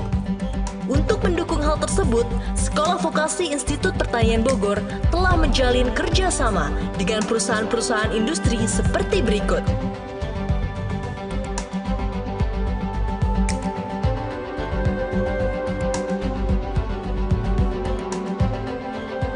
Kerjasama ini menjadi langkah nyata Sekolah Vokasi Institut Pertanian Bogor mewujudkan terciptanya link and match antara dunia pendidikan dengan dunia industri dan dunia kerja. Sekolah Vokasi Institut Pertanian Bogor telah meraih berbagai prestasi dari bidang akademik maupun non-akademik, baik di kancah nasional maupun internasional.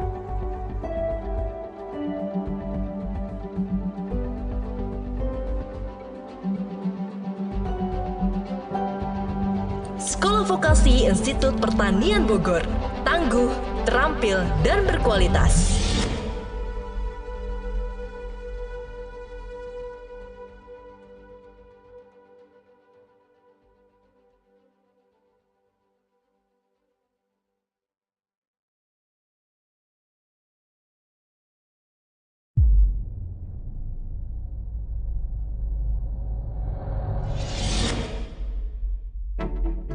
Pendidikan merupakan salah satu pondasi kemajuan suatu bangsa.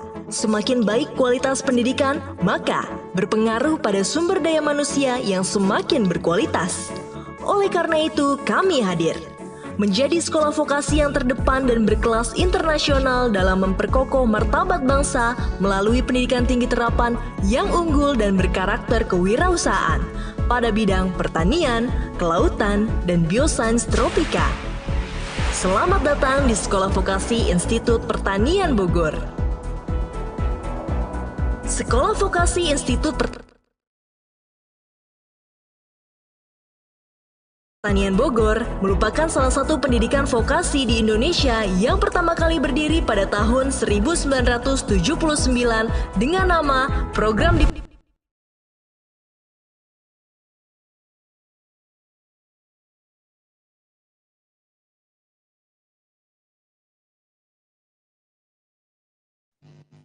Excellencies, distinguished guests, participants, ladies and gentlemen. Assalamualaikum warahmatullahi wabarakatuh. Selamat siang, selamat datang kembali. Good afternoon. Mali gayang pak babalik. Ciao mung cholai. Welcome back to the second international summer course on nutrition, agriculture, and sustainable food system in tropical countries, with the theme food security and the sustainable development goals. Ladies and gentlemen, I'd like to remind you to turn on the camera and be ready for our main event with the first webinar series, The Role of Food System Planner, Facilitating Sustainable Agriculture and Consumption. As we follow, we have to present first our keynote speech from Dr. Insinyur Suwandi, MSc, as the Director General of Food Corps, from Ministry of Agriculture, the Republic of Indonesia. And then we can continue the first webinar series by our moderator, Dr. Aidil Azhar, with the three special speakers from Professor Hiroshi Ehara from Nagoya University, and then we have Dr. Han Quan Han from Vietnam National University of Agriculture, and then Dr. Hijrah Saputra from Coventry University, England. So, ladies and gentlemen, please, I would like to introduce myself again. My name is Alfresta Shafira as your Master of Ceremony. And once again, I'd like to remind you to listen to our main event first webinar series that will be run for 4 hours and will be end with discussion or Q&A session. So please listen carefully to each speakers and prepare your best questions on the Q&A session. So we can start this event with the keynote speech from Dr. Insinyur Suwandi, MSc, as the Director General of Food Crops, Ministry of Agriculture of the Republic of Indonesia. To Dr. Suwandi, the stage is yours.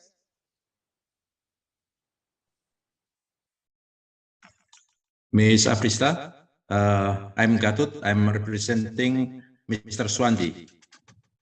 Can I continue? Oh, okay. So good afternoon, Mr. Gatut. Yes. Okay, so Mr. Gatut will give a keynote speech to our participants right now, ladies and gentlemen. So please welcome to Mr. Gatut. Okay, thank you, Ms. Aprista, Master of Ceremony. Bismillahirrahmanirrahim. Assalamualaikum warahmatullahi wabarakatuh. Let me share the material first. Okay, Mr. So please, the team could give the permission to Mr. Gatut to share the screen. Okay. Yes. Okay. So Can show you? You can see it? I can see it, sir. You can Okay. continue, Mr.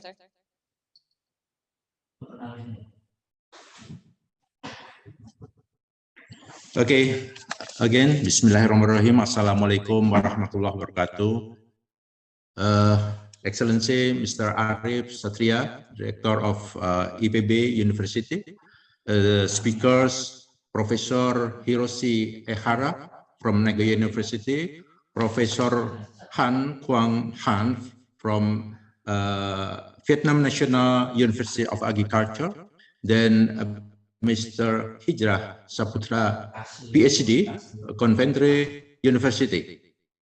Ladies and gentlemen, I'm Gatot Sumbabojati, Director of Processing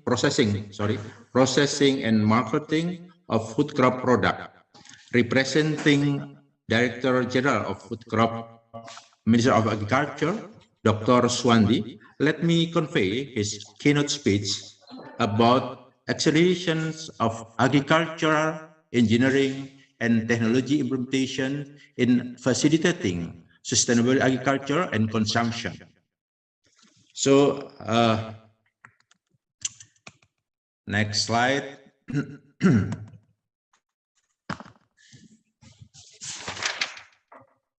Based on the evaluations during pandemic, I can show you that some positive indicators are agriculture mechanizations are running well and corporation are starting to grow. Then access to people's business loans is increasing. Food distributions are running well. Developing online market growth, meanwhile conventional market are going on. Then awareness consumption are local healthy food is increasing. Those indicators shown also in the graph or in the number of GDP growth in the second quarterly as shown in this graph. So agricultural sectors, the one of the three sectors that have positive growth, that 19.24%.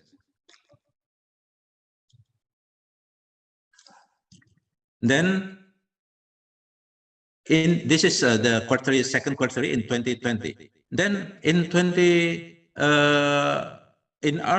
also in agricultural development value for export, we can show that increasing of the number agriculture export from 2019 to 2020 about 15.7%.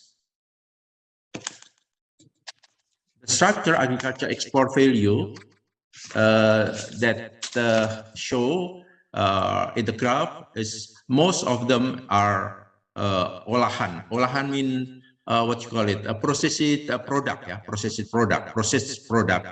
Then the blue one is the fresh product.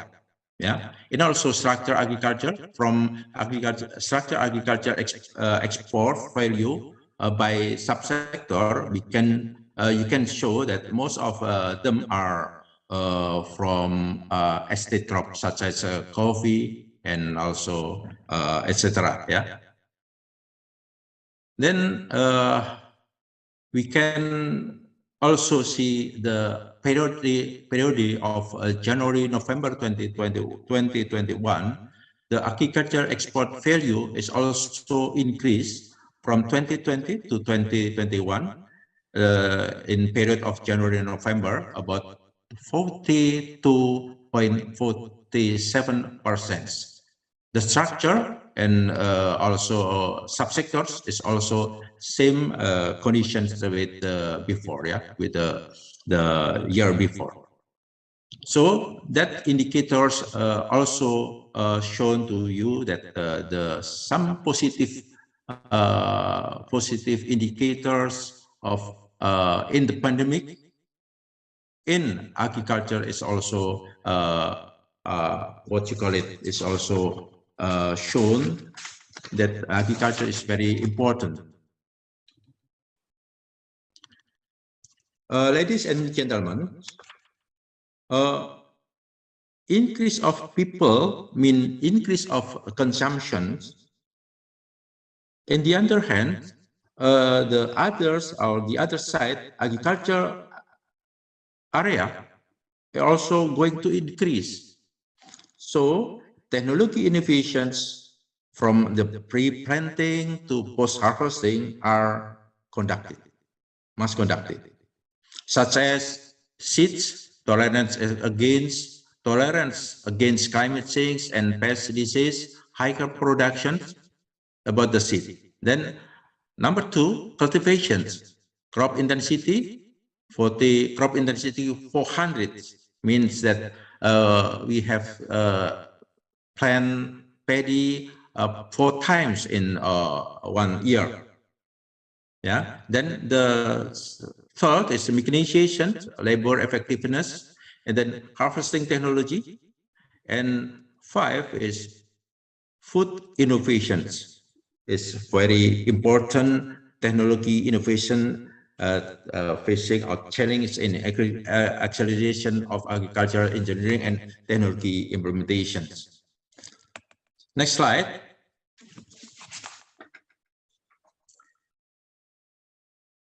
There are 5 actions to driving farmer economy.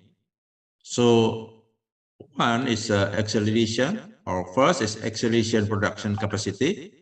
Then second is a diversification of local food. And then third is strengthening food reserve and logistics system. Then number 4, or action number 4, is developing modern farming. And number 5, or action number 5, is market expansion. Means that we can also export to about the agriculture product to abroad. Yeah, those from 5 actions, hopefully we can keep the food availability and farmers' income, of course. Then also supporting by assistance, credits, and also price stability. Ladies and gentlemen, I think that's the keynote speech by Director General of Food Crop, Mr. Swandi. And then keep healthy, have a successful seminar, and thank you.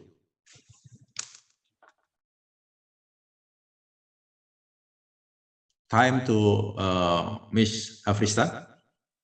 Okay, thank you so much, Mr. Gatot, for your keynote speech. So, ladies and gentlemen, before we jump to the webinar series, I'd like to ask Mr. Gatot to stay in the Zoom, and also the speakers from Nagoya University, Professor Hiroshi Ehara, Vietnam National University, Dr.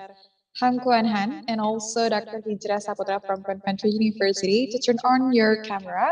And also all the participants, please turn on your camera.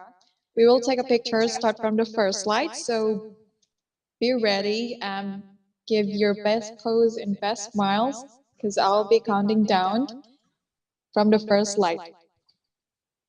Okay, so Mr. Gatot is ready with his best smile, and also the speakers from Nagoya University. Panitia, siap ya? Hello, this is from Nagoya. Okay. I have the problem on my camera later on anyway, so. Oh, okay. It's okay. Sorry, it's okay.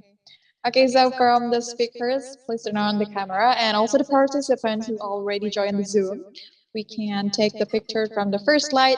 I'll be counting down 3, 2, 1. Okay, on the next slide. Be ready. 3, 2, 1. Okay, next slide. 3, 2, 1. Okay, so the last slide. 3, 2, 1. Okay, thank you so much, all the participants and also the speakers, and also Mr. Gatot, who already turned on your camera and give your best pose. And ladies and gentlemen, after we taking a picture, now let's jump to the next agenda. It's the first webinar series that will be led by our moderator, Mr. Dr. Aidil Azhar from College of Vocational Studies of IPB University. So I hope all the participants here could join and listen carefully to each speakers. Prepare your questions for the next Q&A session. And yeah, I will please welcome to Mr. Ideal Azhar. The stage is yours. Thank you very much, Ms. Alfrista, for the opportunity. Good afternoon, ladies and gentlemen. My name is Ideal Azhar. Today, I will be the moderator for the webinar series session. First of all, I would like to say thank you very much to all the invited speakers and also to all the participants from several partner universities. Directly, I will go to the first invited speakers, Professor Hiroshi Ehara. Good afternoon, Ehara Sensei. Yeah, good afternoon. Yeah, okay, you can hear me clearly, okay? At a glance, I will a little bit introduce about our first speakers, Professor Hiroshi Ehara. Got his doctoral degree from Okayama University. His background is crop science, and currently he's a director of International Center for Research and Education in Agriculture in Nagoya University. And today, Professor Hiroshi Ehara will give a lecture about the growth and physiological response of tropical plant resources against abiotic stress. So every speaker will have a maximum about 20 minutes for presentations, and then after that we will continue with the discussion sessions for about 10 to 15 minutes. Professor Ehara, are you ready for the presentation? Yes, probably. So okay. Today I have the problem on my screen camera. That's why I use the small laptop. But so probably I can say something through the small computer, even from small computer. I see. Yes. Can I share the? Yes, Sensei. PowerPoint? Yes. I try. Yes. Yeah, the screen is yours. So, is it clear? Can you see? Yes, Sensei. Yes, Prof. Ehara, we can see it clearly. PowerPoint file. Yes. Okay. So, now we start to talk. Yes, Sensei. Dozo. Okay. Dozo. Okay. Okay. Thank you very much to the professors, committee members today, and so especially so Dr. Ideal Azhar. Thank you very much to give a chance for giving my talk to the IPB students and so other participants today. So as he already introduced, I will talk about the growth and physiological response of the tropical plant, but probably I will focus on the sago palm in the first part, and so later on, if I have time, so I will talk about the viguna, smatcham, cowpea. Okay, this is the today's menu. First, I already some of you know about the sago palm. That is one of the very potential resource growing in Indonesia. If we cultivate the sago palm with the smart way, so from 1 palm we can get the over 300 kg dry starch. There we have many advantageous points to take care of the sago palm in Indonesia, as listed from number 1 to 7. So probably the most important things will be the item 2, adaptation ability to various severe environments. So a swampy area in the peaty soil, acid soil, brackish water soil, and some other. And today I will introduce about our achievement relating to the salt stress. Anyway, we have the various advantages, but same time we will have some disadvantage as well. So if we have the time for discussion, I'd like to share such the point as well. And so the sago palm is not so the top priority crop in Indonesia at this moment. But if we come back to the 5,000 years ago, even southern China, subtropical China, so sago type palms were the most important material as the food. So this slide shows the growing area and production area of the sago palm. But so now we can say only 10% of the sago forest can be utilized. However, in the future, we'd like to increase the high utilization opportunity of the sago palm. If we can utilize the half of the Indonesia and Papua New Guinea sago resource, including the Sarawak, so probably we will be able to get the 16.5 million ton starch every year. This estimation is from my collaborator at the Mitsubishi Chemical company in Japan. And if we utilize such the big amount of the starch into the ethanol, if we can convert the starch into the ethanol, it will be the 8.3 million ton we can get. Then if we utilize such the ethanol into the ethylene, it will be the 4.2 million ton. So this amount will correspond to the Japanese national demand a year. So from this kind of estimation, we can say how big the potential exists in Indonesia and surrounding countries. So this is another estimation from my colleague. If we talk about the ethanol production per starch weight, so sago palm in the light, so not so high, the moderate level. However, if we consider about the ethanol production per unit land area, sago will be the top, will be the rank in the top. So because if we consider about the highly utilization of the land, so that we can push sago palm to be utilized more highly. This is the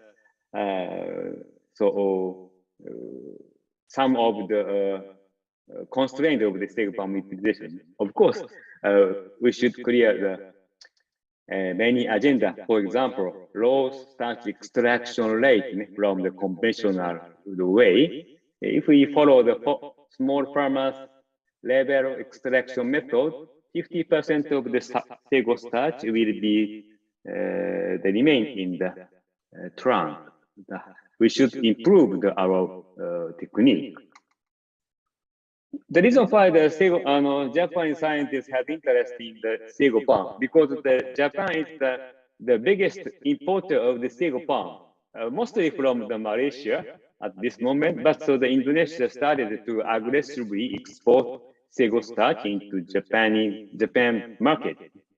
So how we Japanese utilize the sago starch? So one of the way is as the dusting flour, additional material for making Japanese noodle. So for making the Japanese noodle, sago starch will be one of the most important material. And so for other way, so various utilization we have. For example, the right side. So this is the tupung for the fried chicken produced by the Ajinomoto company. If we utilize the sago starch for making for cooking the chicken, fried chicken, it will be very crispy. And left side, this is the special the case for Japanese person who will have the allergy. So sago will be recognized as the food flour for preventing the allergy from protein. And so in Japan, for cosmetic way, so that we utilize the sago starch. And so recently, Japan Airline, All Nippon Airways, ANA, employ the sago starch for the meal in the airplane for preventing the allergy. And so many the way already improved how to utilize the sago palm. If you have interest in such the cooking or the processing, please visit this the URL. You can download our publication without any charge. So about the abiotic stress, sago will grow under this kind of the environment. So they will close to the very wet condition and salt condition.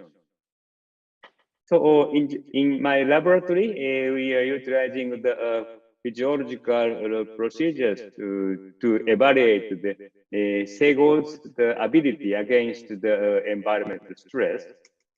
So this is one of the typical picture, how to understand the plant salt resistance mechanism. So in case of the plant resistance against the salt, there are two ways. One is the avoidance, the other one is the tolerance. So if the plants can retain the sodium in the root, so such plant will be recognized as avoidance plant. But so at the same time, there is other more tough plant species can be tolerate the sodium absorbed and translocated in the leaves. But in case of the sago palm, we should recognize sago and related species as the avoidance species. So this is the one of the results. So we set the wide different level of the sodium concentration in the culture solution from 0 to 342 millimolar. So usually 86 millimolar will be employed by the IRI, International Rice Research Institute, to select the salt tolerant variety of the rice. But in case of the sago, more tolerate, so we know that's why we set up to the 342 millimolar. And upper figures, bar chart, express the sodium concentration in the leaves, petiole, and root, and the different level of the sodium concentration. Of course, if we look at the data of the root, blue bar, blue chart, so gradually sodium concentration in root will increase like that. However, if we look at the data in leaf, white bar, almost no change. From this result, we can say sago palm can deposit large amount of the sodium in the root to prevent the translocation from the root to the upper part. So this is another data of the transpiration rate under the different level of sodium.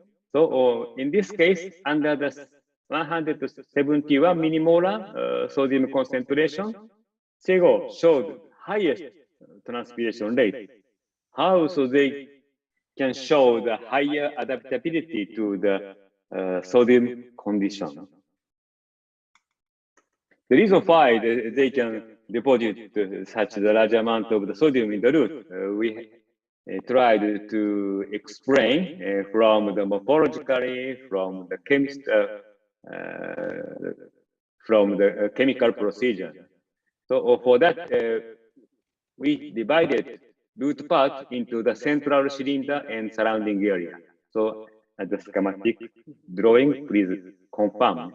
We divided roots into the two portions, center portion and surrounding portion. We call surrounding portion as the cortex. Oops.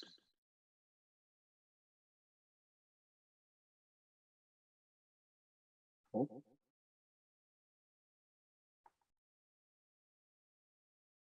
Yes. And this is the data of the sodium concentration in the treated plant. The blue bar showed the data of the cortex surrounding area. Then This is the sky blue bar indicate the data of the central cylinder. We can know big difference in the surrounding area and so central area.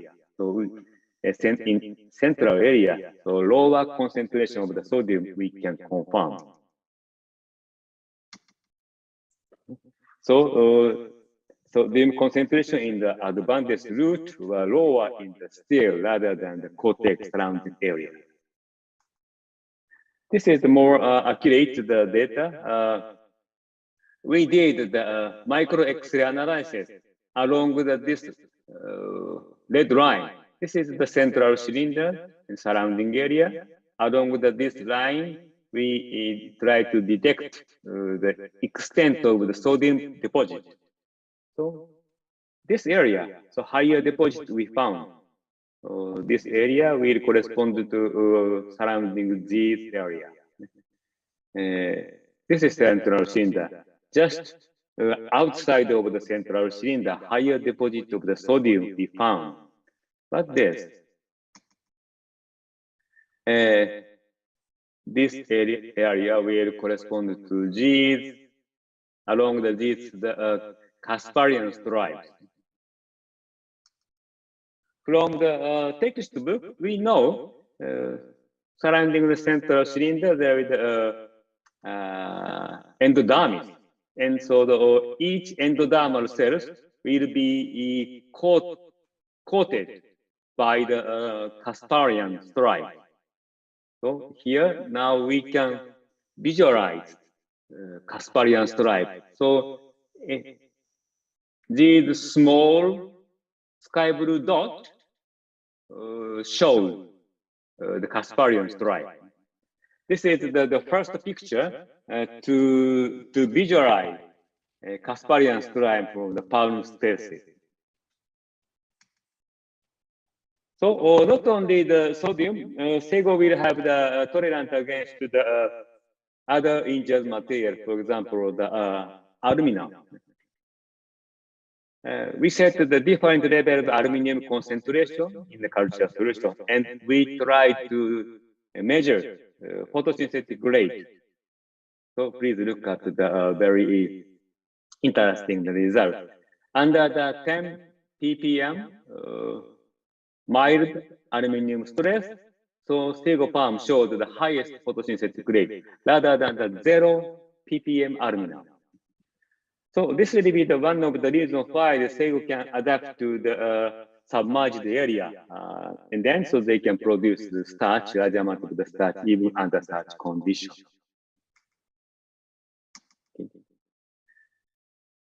And so please confirm what symptom will happen in the root part. So this is 0 ppm. Under 10 ppm, so root length is not so preferable, but so SEGO root will be thickened or fatty roots we can find. But over 20 ppm aluminum, so root growth will be depressed. I don't check the time, that's why if I over time, so please suggest me. Yes, we still have about 5 more minutes. Okay, so that I will talk another this one. So according to the former findings, all the plants can be divided. Tolerate plants will be divided into the 2 groups. One will be the tolerate group, the other one is the avoidance group, considering the aluminum deposit in the roots. So in case of the SEGO, it's the smaller than 10 ppm. Not sorry, 1000 ppm. That's why SEGO palm will be recognized as the avoidance species. But if we look at the data from the tea plant, some others, they will show us the more higher aluminum concentration in the root. The such plants can be recognized as the tolerant. Next week. So another 3 minutes, I will show other data from the Biguna plant. So I know the biguna is also the one of the important crop in Indonesia. For example, Biguna vexillata. If we visit the valley, we will have the very specific folk variety. Biguna species can produce the pod, the bean. At the same time, they will grow the tuber as well. And so this is the result of the NaCl treatment for biguna. I try to find the reason why the tolerant, resistant variety of the biguna can grow preferably under the salt condition. So y-axis is the RGR, relative growth rate, and x-axis here, LAR, leaf area ratio, and the other one is the net assimilation rate. In case of the biguna, so RGR, relative growth rate, has the very highly positive relationship with the net assimilation rate. That's why the high tolerate biguna can maintain the net assimilation rate. Do you know net assimilation rate? This is one of the very good index to evaluate the photosynthetic rate. Please look at the next slide. Figure below is the net assimilation rate, and figure above is the photosynthetic rate. And so each the data set showed the control data and treatment data together. So, and you can observe the synchronize of the result of the photosynthetic rate and the result of net assimilation rate. From these results, we can say net assimilation rate will be the very good index for the photosynthetic rate. Even without the higher expensive the machine, we can evaluate net assimilation rate from very simple the parameter, leaf area and dry matter. And in case of the biguna, we have the two different groups. For example, or probably this will be better. 15 days after the treatment, V5 to L9, especially V5 is the weak variety, yes. V1 to L9, they are tolerate. Here, we can confirm sodium concentration in root, stem, and leaf. Root, stem, leaf. In case of the tolerate the variety, they will try to maintain sodium concentration in the leaves to be lower than stem or root. These three varieties recognized as the avoidant group. But in case of the other one, M1, this is the Biguna marina, most the resistant variety. So in this case, they can translocate sodium concentration in leaves to be very high, even though Biguna marina can survive. I would like to show. Sorry, no picture. I'm sorry. Actually, so this will be the final slide for today's talk. Anyway, in case of the biguna, there are two types: tolerate group, avoidant group, and can stand even for translocating the sodium up to leaves. So if we evaluate our plants into this kind of the studies, the following the several way, the agronomic the traits and chemical traits, so we will be able to find the difference between the weak variety and the variety. But anyway, in the very near future, if possible, we'd like to invite today's participants into the research collaboration between the IPB and Japanese partner university, especially with Nagoya University. Thank you very much indeed for your kind attention. I'm sorry, I talked too much. Thank you. Thank you, Professor Ehara, for your presentations. Yes, we are looking forward also for the next collaborations. And I open the discussion and question sessions to all students in this Zoom meeting. Should you have any questions, you can raise your hand. So Prof. Hiroshi Ehara is a professor in crop science that very consistent conducting research about sago palms many years ago, even until now. I conduct experiments in Indonesia, in Philippines, also in Thailand. He conduct research work.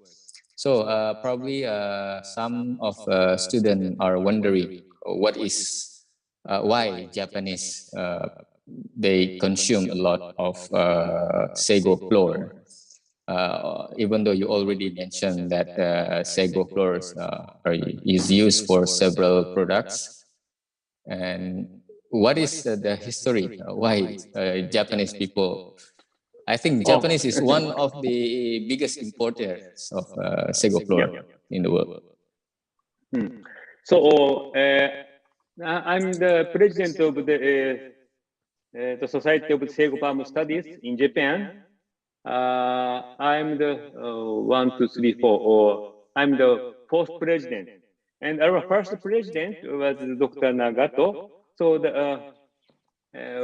before the World Second War, he was in Indonesia as the farm manager under the Belanda, I see. Holanda, Netherlands, Netherlands. So the president, he was the manager, and so he learned so many things about the tropical crops, and then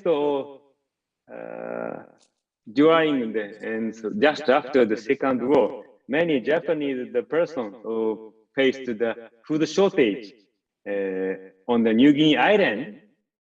At that time, so they were given the sago products from the local farmers, local people, and so they could survive thanks to sago palm at that time. And so after our social situation recovered, Professor Nagato established the sago palm research fund. So to disseminate, to expand the information of the sago palm to all over the world. How sago palm is important for sustainable agriculture, especially. Then, he invited the young scientists from all over the world, not only Japan. Then, following the concept, our Japanese scientists are trying to expand the collaboration to deepen our understanding about the sago palm. So when I was the undergraduate, I was dispatched by the sago palm research fund from Japan to Indonesia to touch the sago palm, real sago palm, and to know the sago palm research, sago palm survey. I That see. was our motivation. I see. Starting from the Second World War. Okay. Okay. I give the opportunity to all participants. Should you have any questions, you can ask directly, or you can type the question in the chat box. Is there any questions?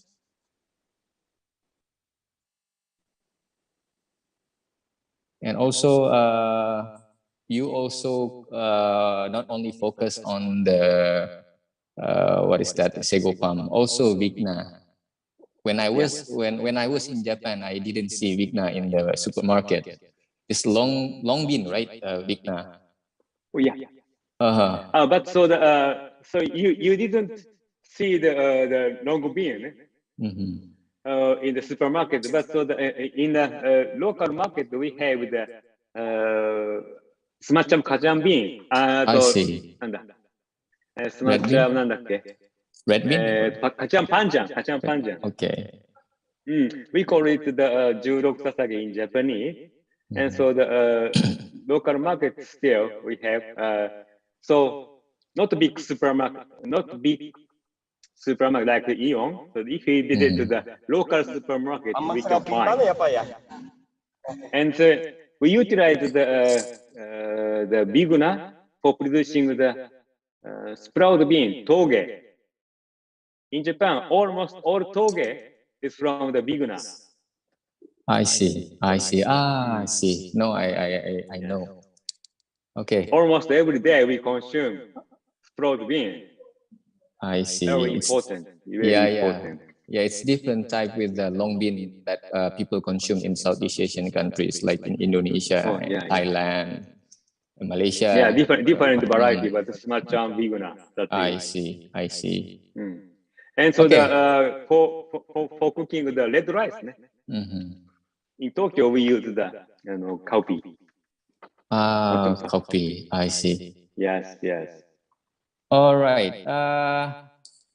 I'm still waiting for maybe the last opportunity to ask because we have a limited of time. Is there any questions from students? Any questions? Are you sure? Sir Adil, could I? Yes. Could I give some question for? Yeah, Dr. Doni. Good afternoon. Good afternoon, Pak Doni.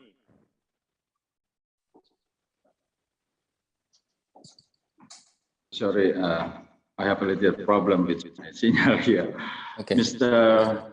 Ehara, good afternoon. I am interested in your presentation, but I'm sorry I don't follow fully. I want to know if we compare sago, the quality of sago in Japan and Indonesia. Can you explain the quality sago from Indonesia if we export the sago to Japan? Yes. So in case of the Japanese importer, we have the coordinator to buy the sago starch from the Riau or Papua, Indonesia. So such the coordinator will select the very fine product, of course.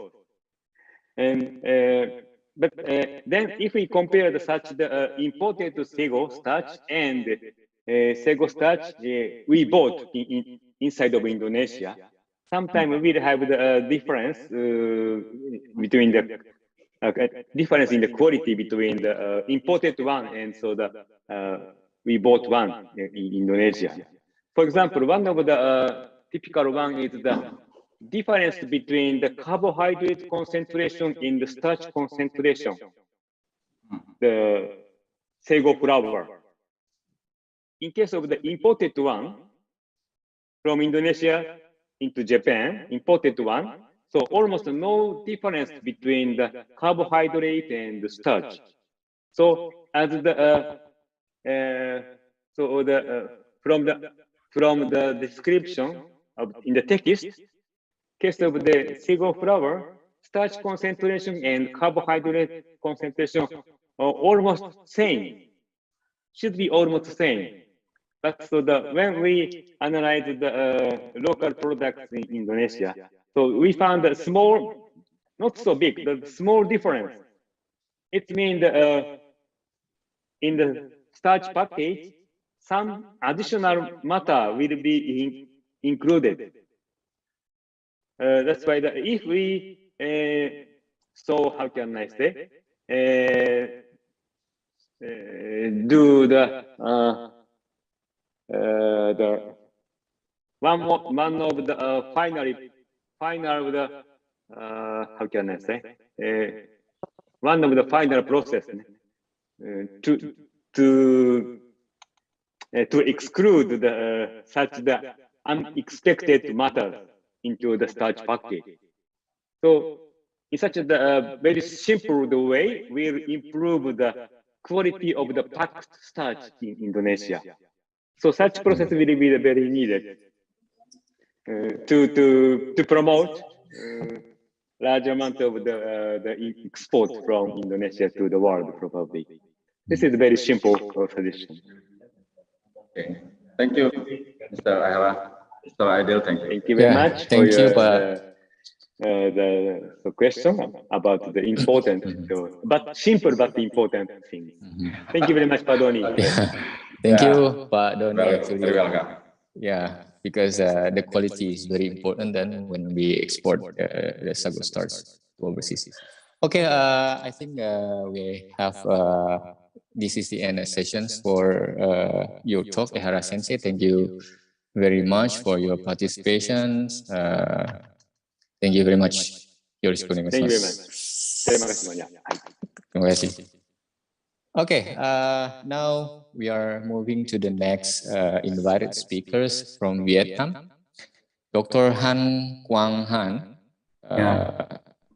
Hello, Dr. Han. Good afternoon. Good afternoon, Dr. Han. Okay, Dr. Han is a lecturer from Vietnam National University of Agriculture. His background is in the animal science. He got a PhD from University of Liege, Belgium. And today, he will present a topic about the livestock productions in Vietnam, dynamics and pathway to sustainable development. I pass the screen to you, Dr. Han. Time is yours. Yes. Thank you, Mr. ID. Let me share my screen.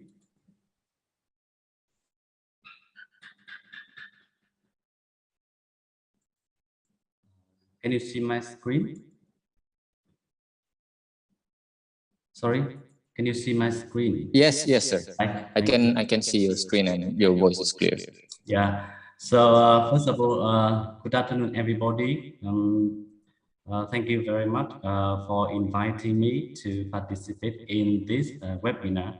So first of all, I would like to thank Dr. Nguyễn Thị Ngọc Dinh, my colleague from the Faculty of Agronomy. She have to connect me with the organizer.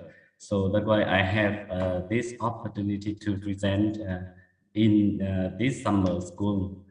So this is my first time to present in the summer school. But in the past, I also have some GM University in Jakarta, and I participate in some summer school there. So I hope that in some next year, when the COVID pandemic ends, we can have more chance to meet in person. Because I know that Indonesia is a very nice and friendly country. So I hope to see everybody again in Indonesia. Let me introduce a little bit about myself. My name is Han Quang Han. Currently, I'm working at the Faculty of Animal Science. So my major is about animal science. However, I also do some study on farming system. So that's why today my talk is about livestock production in Vietnam, dynamics and pathway to sustainable development. I know that this is a very generic topic, and sustainable development of agriculture is a big question, and also a very hard question to answer for everybody. But for very short of time, I would like to share my opinion, my point of view about this topic, and I hope that this is not only the case in Vietnam, but also very useful for you in other Asian countries for the development of agriculture and livestock production. My talk is will start with some very brief information about Vietnam. I know that you may know very well Vietnam, but let me start with some information about Vietnam, and then I will focus on dynamics of agriculture and livestock production in Vietnam.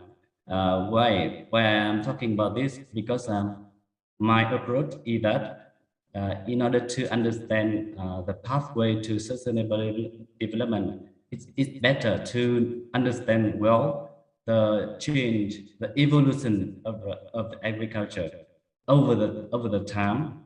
We can understand well the history of agriculture and understand the current situation of agriculture.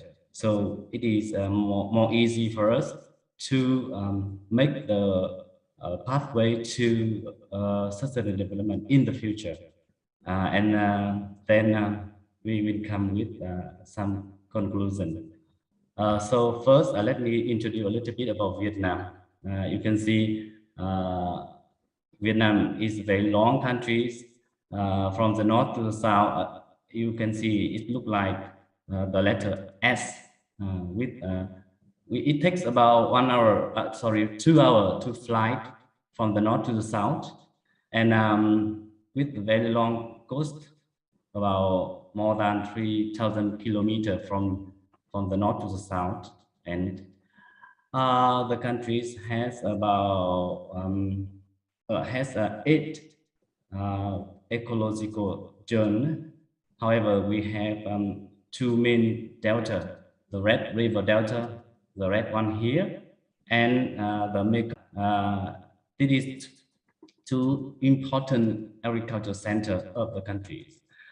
About the population, it has a population of 97.5 million people, nearly 100 million people, and it ranks about 13 in the world population.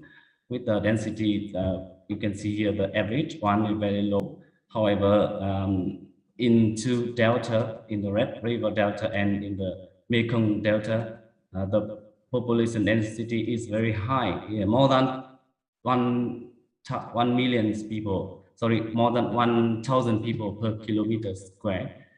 And the poverty headcount ratio of the country is quite low, below 5%.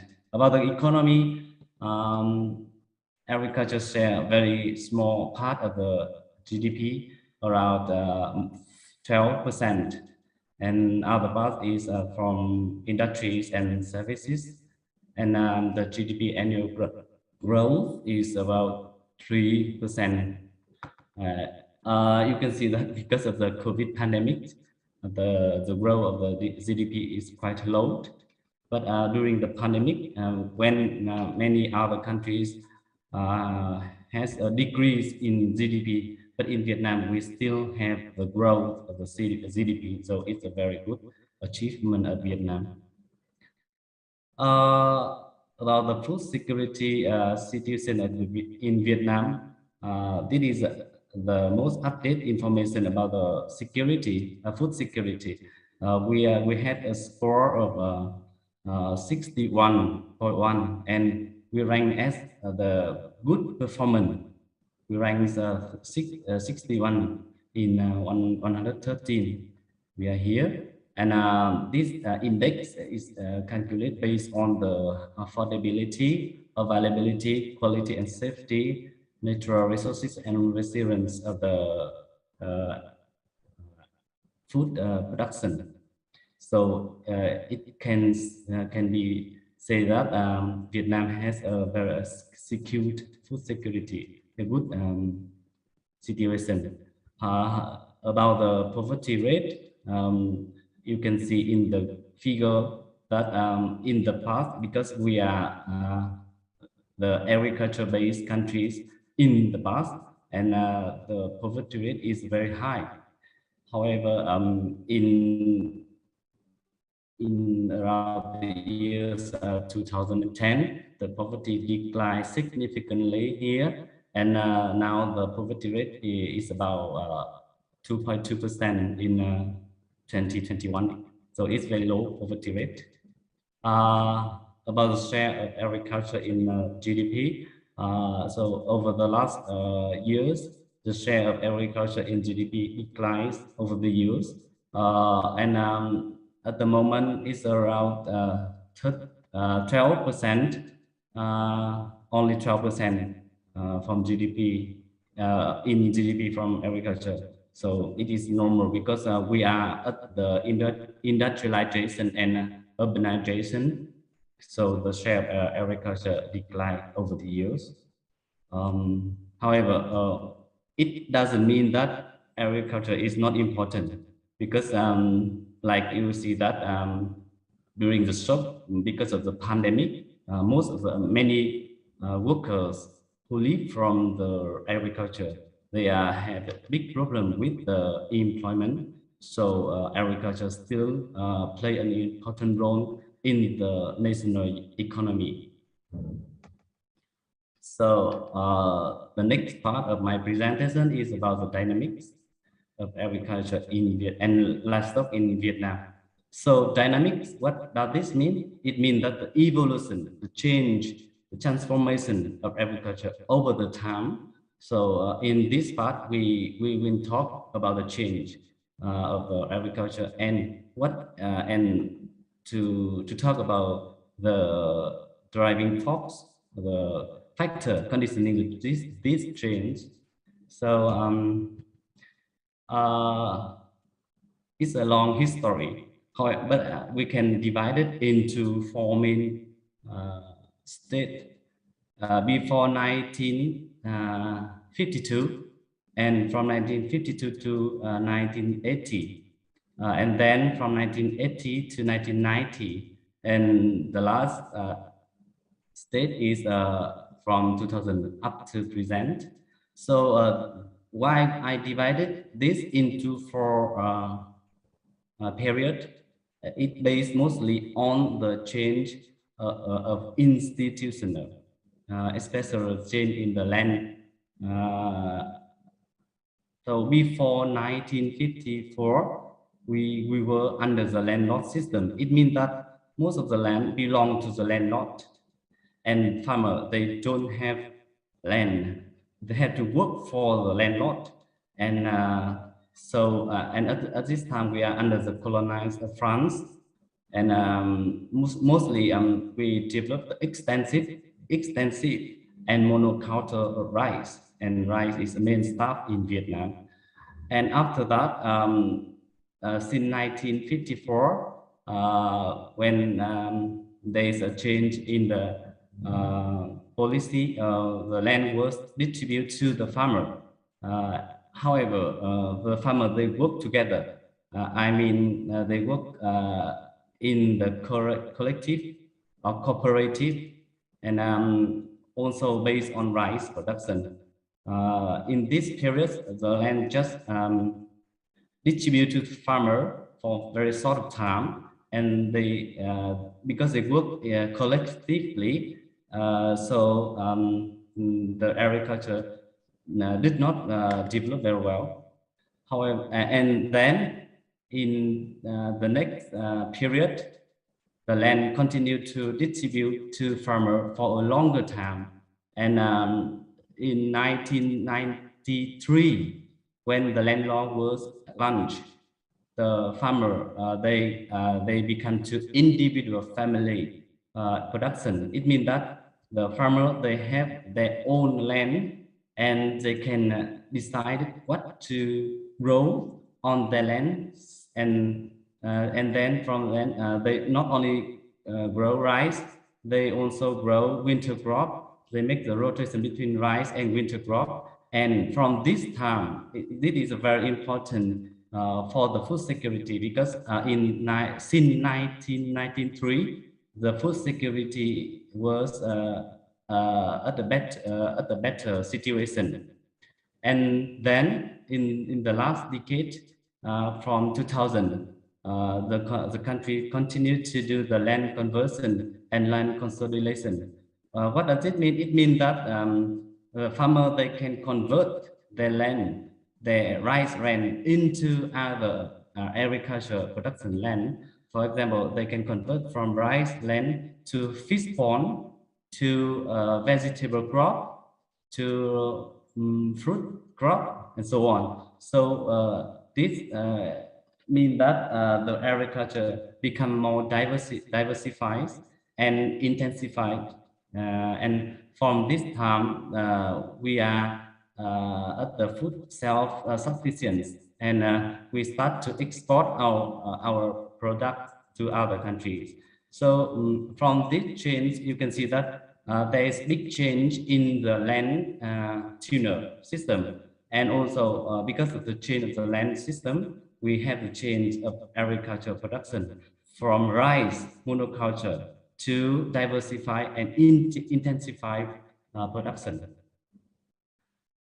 Here is an example. This is my study in a province in North of Vietnam. I try to identify the change, the evolution of agriculture in one province in the Red River Delta.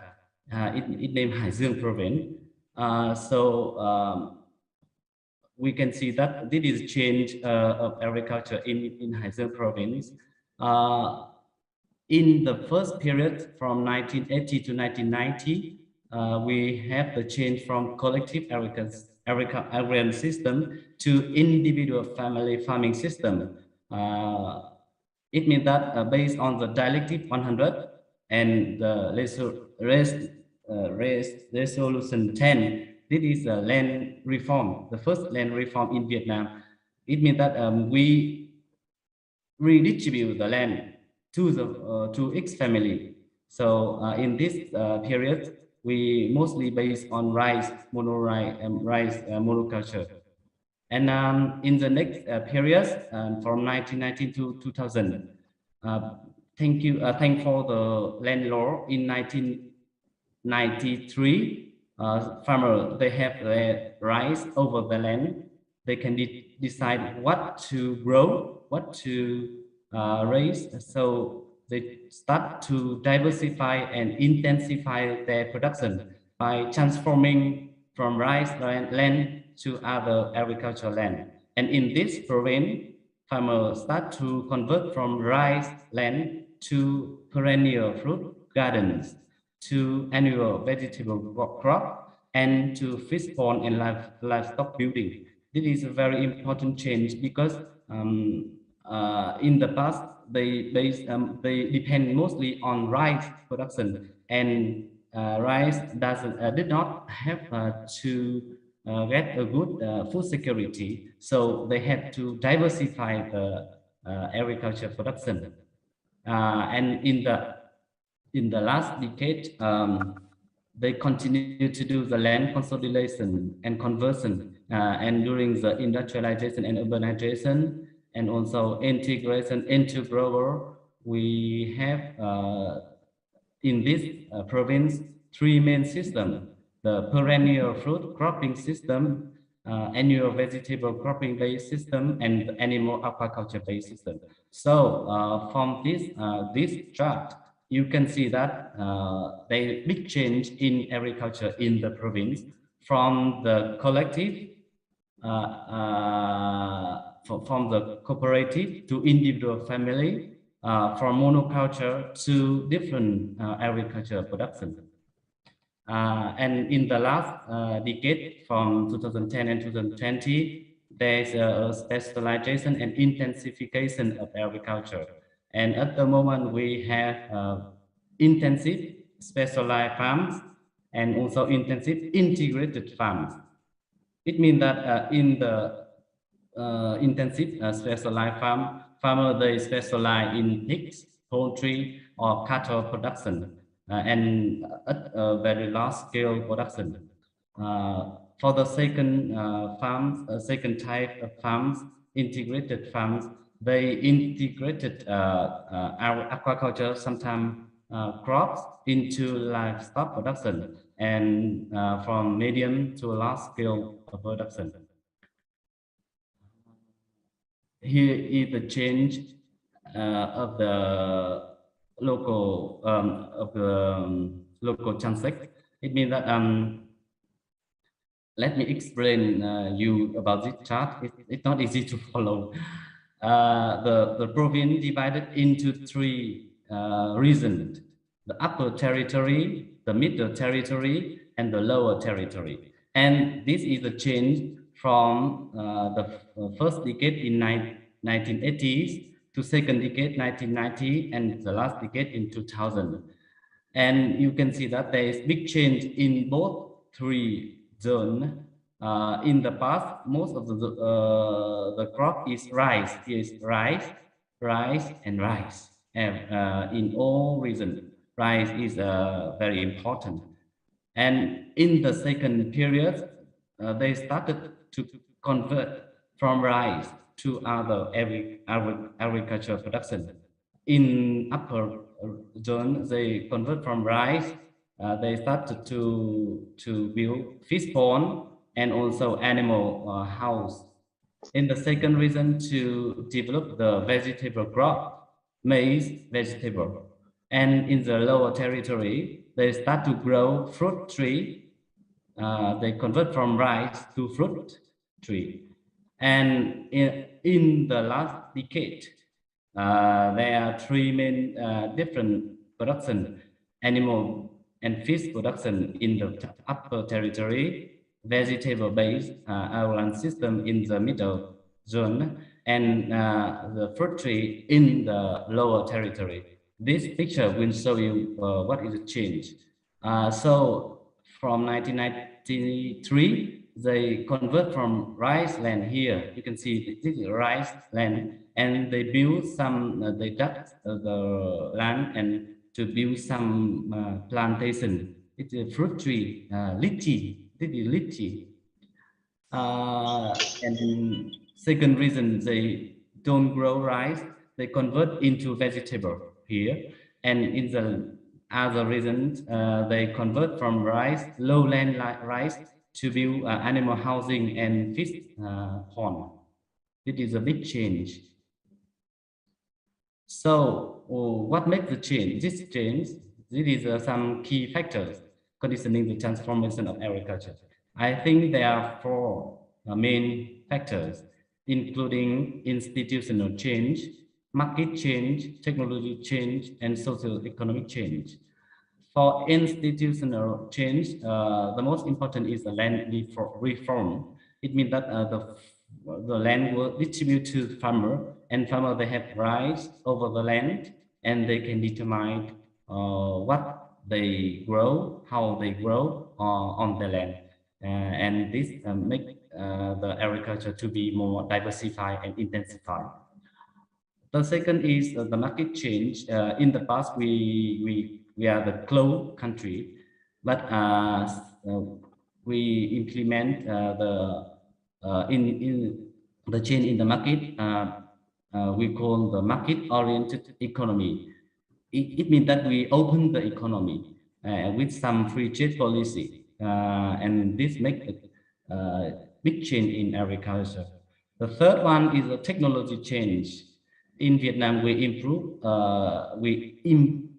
import many improved breed from outside, from foreign countries, and also we develop a lot of advanced technology to apply to agriculture. So it makes a change in agriculture. And the last one is a change in socio-economic.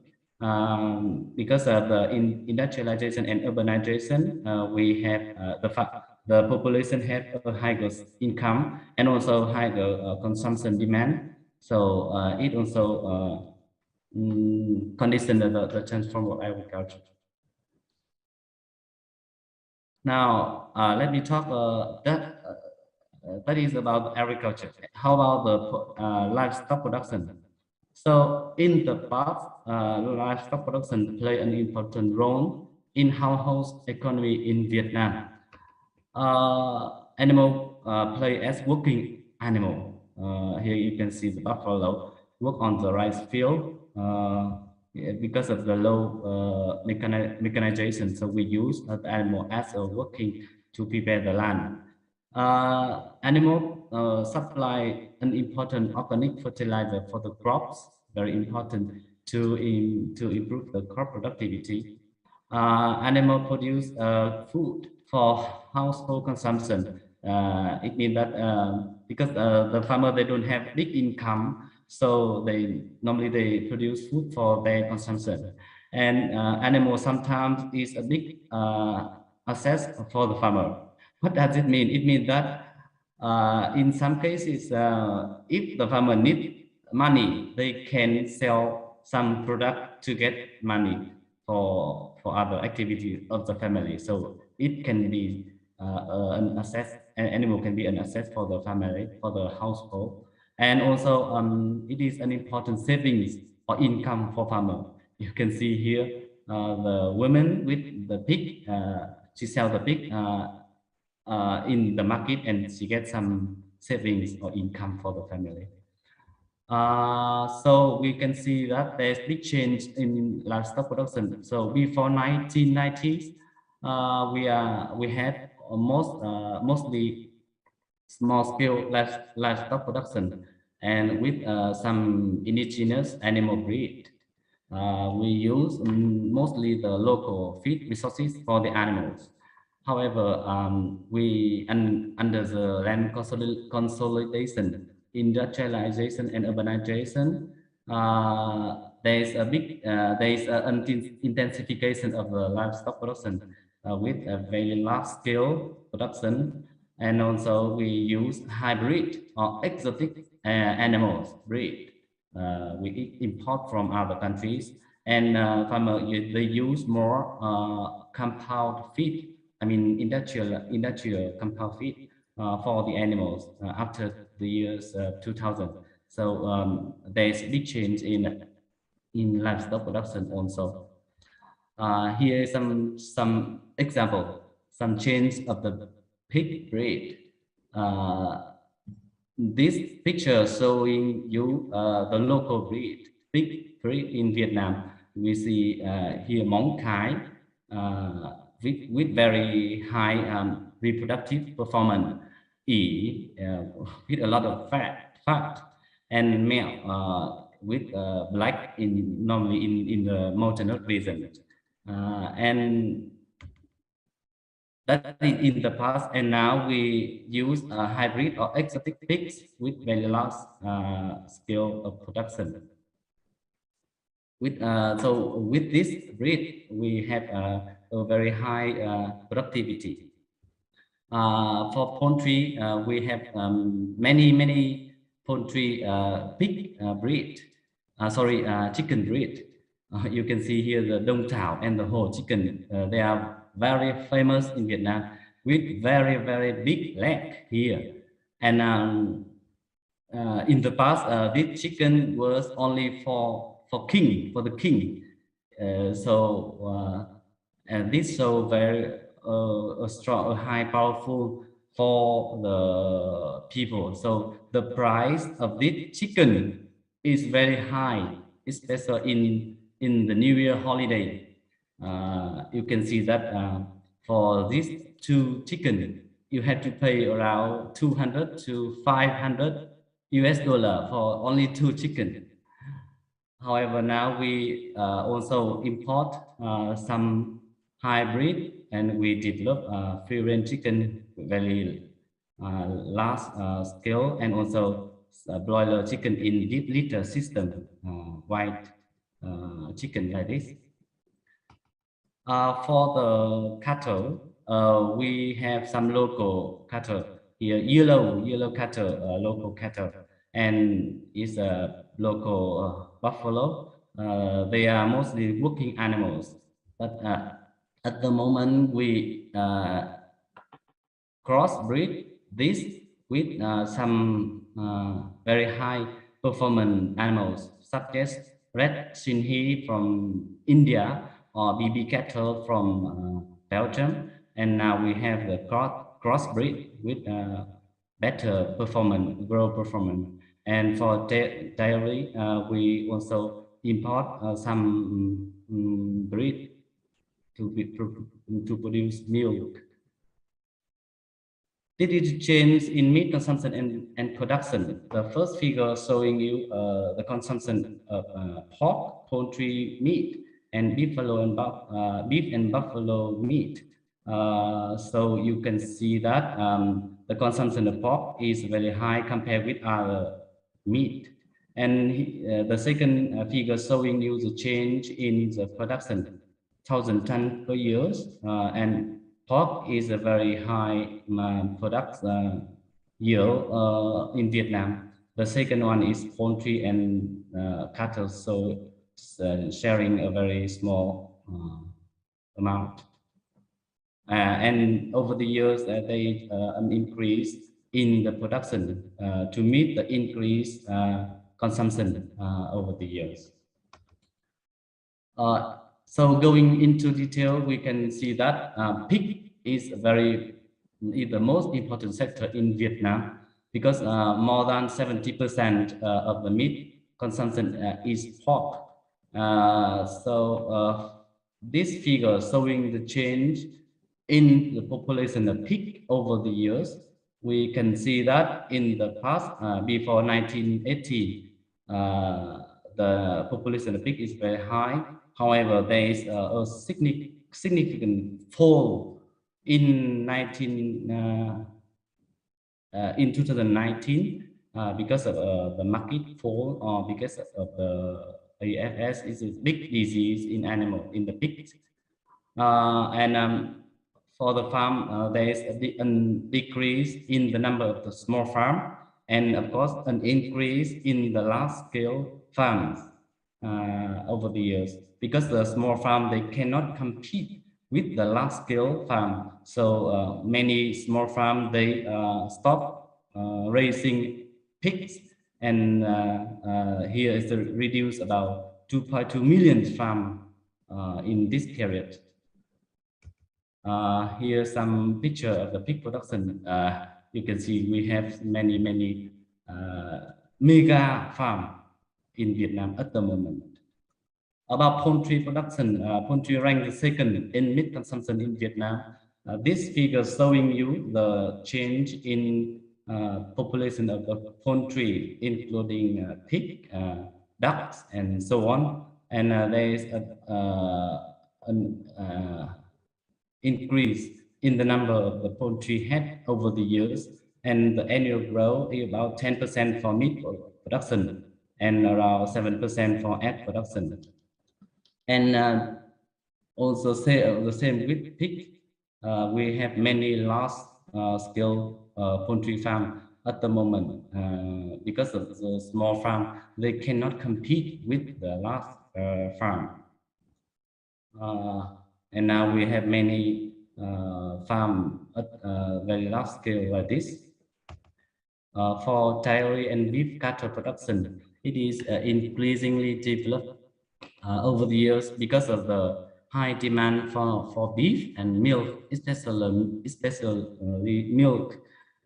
Here, this figure showing you the change in total milk production, 1,000 tons per year. And you can see that in 2000 we produced very little milk, but now it increased rapidly, about 20% per year. At the moment, it's very high, and we have many mega dairy farm. For example, TH2 Milk Company. This is we can say this is one of the biggest company in Vietnam at the moment. They occupy around 37,000 hectares with around 14,000 cows. So this is a very big farm. So at the moment, you see that they change from small scale to big scale in Vietnam. It means intensification is very rapidly. So what problem at the moment? what is the problem facing most of the farm at the moment in rural area. We can say that there's many problems. For example, animal disease, because of intensive production. So we are now facing more disease. We also have some degradation of the agricultural land, and we also face a big problem with the environment pollution, especially from big farm. We are facing with climate change and also the market access, because now mostly we base on domestic consumption. We need to find more market to access to the new market. And during the COVID pandemic, we also face the unstable employment. It means that many people they lose their job in the area, in the urban area, and they have to come back to the countryside to find a job, and this is also create cause a big problem at the moment. So what is the solution for this? It's not easy to find a solution for this. We will talk it later. Going into more detail about the big difficulties and challenges of the production system in Vietnam. First, I think of, the most important is the disease of the animals. In Vietnam, because of the intensification of livestock production, so we have many disease. For example, African swine fever. We have extreme outbreak in 2019 with around nearly 6 million pig has died of cow. Or we have PRS in pigs. We have foot and mouth disease in bovine and pigs, and also we have avian influenza in chicken. Also, we have some a little bit big problem with the overuse of antibiotics we use in animal prevention and treatment of the disease in animals.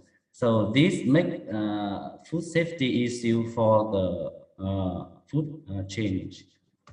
The second problem is in the fluctuation of the market. Sorry, excuse me. Sorry, Dr. Han. You still have about 2 to 3 more minutes. Thank you. Yes. Yeah, of course, the market flux over the time. But in Vietnam, in the last year, we have a big problem with the extremely fluctuation of the input materials and output products. So this affects on the food availability. And also we have some threats from environment pollution from intensive production. This is normal because, for example, animal production concentrate in the river delta. And even as you know that this is a very high populous region. So this causes a big problem of the population, environment population. So what is the pathway to sustainable development? Is a not easy question to answer. But in my opinion, I think we can first we can adopt the livestock crop aquaculture integration and the circular economy. It means that we should try to encourage farmers to recycle and reuse the animal waste and crop residues within the farm through integrated farming system, and this have to reduce the cost of production. At the regional level, we should encourage the adoption of appropriate treatment methods of organic waste like composting or vermicomposting to produce more organic fertilizer or soil amendments. So it can help to reduce the environment pollution. The second one is implementation of good agriculture practice and also the improvement of biosecurity measure. I think this is very important because GAP has many benefits for producer, consumer, animals, and the environment, and also it has a safe and good quality product. And also farmers should have more awareness and practical skill of biosecurity measures. So we should train the farmer to understand more about this and to adopt these practices. And the last one, I think, is we should develop more the contract farming between the farm and the company. So in this kind of contract, farmer can get a lot of support from the company, such as technical support, input material provision, and so on. And I think this is also a good mechanism to maintain the production and to save farmer livelihoods. When they were sold in the market, we see that sometimes they sold in the market like the phone price in the market or something like that. So if there is a contract between the farmer and the company, it should be maintained the production and also to save the farmer livelihood. So I think it's very important. So here's some take-home message. Livestock production sector in Vietnam has changed significantly into an intensive production system and contribute much more to the food security of the country. And at the moment also there is a range of difficulty and challenges. But I think to get sustainable development of agriculture, we should concentrate three aspects. First, developing the integrated farming system and circular economy. Second, implementing good agriculture practice and biosecurity measure. And the last one, encouraging the contract farming. So this is my main talk today. Thank you again for the attention. Please feel free to give me some questions. Thank you. Thank you very much, Dr. Han, for your excellent presentations. And from your presentations, I'm sure we get a lot of information about the developments of the agricultural system or evolutions of agraria in Vietnam from 1980s to now. So I will give the opportunity to the floor, to the audience who want to ask questions from the students or to all participants. Welcome. Any questions? Yes. Is there any questions? You can ask directly or you can raise your hand first. A lot of questions. Actually, okay, while waiting for the questions from the participants, I am wondering, currently in Indonesia, we have a problem, issues with mouth and nail disease recently. Yeah. Now, there are a lot of cattle die. Yeah. And what about in Vietnam now? Is there any kind of similar problem with the same disease? And I heard in 2010 in Vietnam, you mentioned that it was reported in 2010 FMD also happened in Vietnam. Yeah. So probably you can share the current information about that. All right.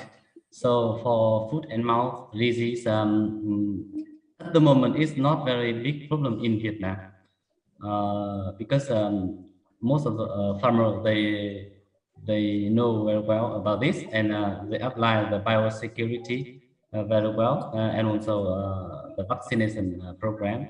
So at the moment there's still some small reason facing with this disease, but it's not a big problem at the moment in Vietnam. Yes. I see. Okay. Before I ask another question, so I will give opportunity again to the participants. Yes. Is there any questions to Dr. Han? I see many hands. Yeah. Raise the hands. Yeah. Yes, please, if you have questions. May I? Yeah. Sure. Melinda? Yeah, thank you. Yeah, Miss Melinda. Good afternoon, sir. My name is Melinda. I'm from IPB University, Indonesia. So I want to ask about agricultural production. In this modern era, how will agricultural production be different in the future? I mean, there must be new technologies and stuff, right? And would you prefer to use modern technology or not? And if yes, what's the reason? Thank you, sir. Okay. If I understand well the question, the question is about the modern technology used in agriculture production. I can say yes. We are now at the 4.0 technology. So in Vietnam, many farms they start to apply more, to adopt more advanced technology in animal production. For example, there are some farms they use real time in dairy production, automatic farm in Vietnam. So I can we are now in the progress of using more advanced technology in agriculture production, especially in animal production. We have some very big farm with automatic system. So only two workers, they are responsible for 50,000 chicken. So you can see that because now, how can I say, most of the young people, they don't want to work on farm, so they want to go out to find off farm job. So many farms, they have to use more advanced technology to increase the productivity. Yeah, that's all. Okay, thank you so much, sir, for the answer. Thank you for the question. Okay, thank you, Melinda. One last question? May I, sir? Yeah, sure. All right. Hadi, yeah. Thank you for the opportunity. My name is Anhadia Posamanurung. I'm from Vocational College of IPB University. Yes. Good afternoon, sir. I want to ask about agriculture is one of the most important sectors, especially in the development of the very advanced era. So that's now bring benefits such as digitalizations of agriculture. But besides that, the conversion of agricultural land has a negative effect, such as the extinctions of animals and increasingly narrow agricultural land, and the emergence of new diseases in animals coupled with the COVID-19 pandemic, which clothed the nation's economic. So how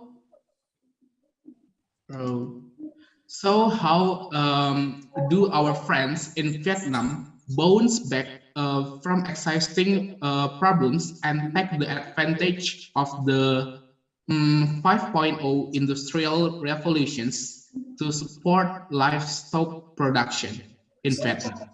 Thank you, sir. That's for me. Yeah. Maybe I'm not understand well the question, but the question is first about the agricultural land. Is it all right? Yeah. Because we are now under the industrialization and urbanization. We convert many more agricultural land into urban area and convert into industrial factory. So the area of agricultural land did decrease over the years. Yes. So the country, they implement the policy to keep a certain area for land and for agricultural land because of the food security. Every year the government, they have to keep the rice land. It means that people cannot convert from rice land to agriculture land, to other land.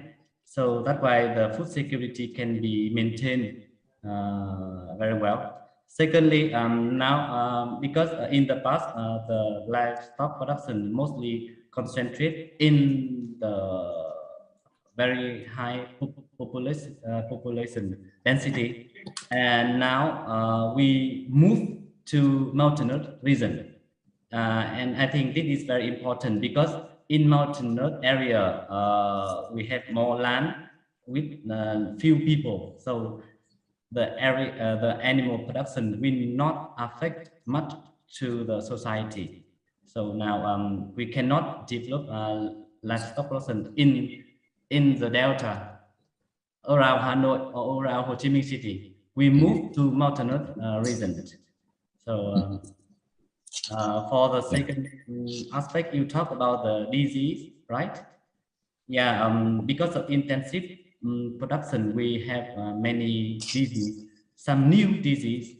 And again, I think the adoption of good agriculture practice and also the biosecurity measure, it is very important to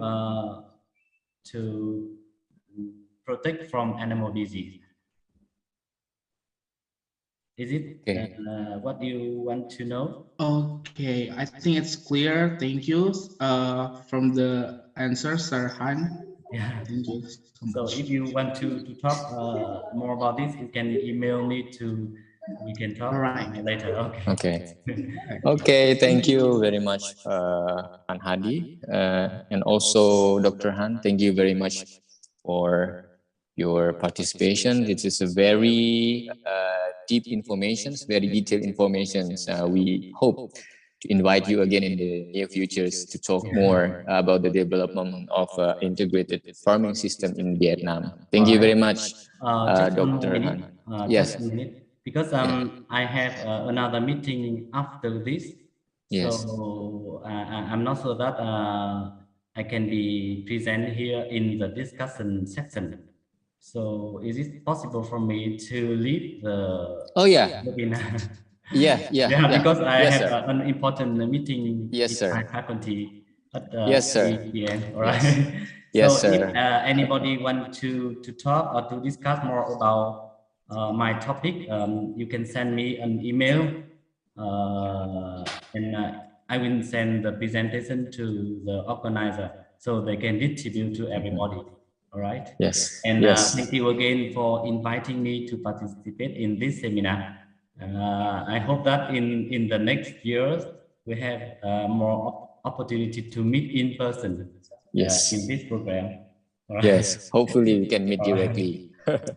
Thank you very much, Dr. Han, and also thank you very much, Dr. Dean Nguyen, for connecting us. Thank you very much. Thank you. Okay, next I will move to the last speaker, invited speaker from UK, Dr. Hijra Saputra. Hello, Dr. Hijra. Can you hear me? Are you in this? Right. Hello, everyone. Can you hear me? Yeah. Yeah. Thank you, Dr. Hijra. Dr. Hijra is a lecturer of operations and supply chain management at Coventry University, UK. And today, Dr. Hijra will talk about something related to digital logistics and its applications in agricultural sectors. So I would like to welcome Dr. Hijra for giving us a lecture. Time is yours, Dr. Hijra.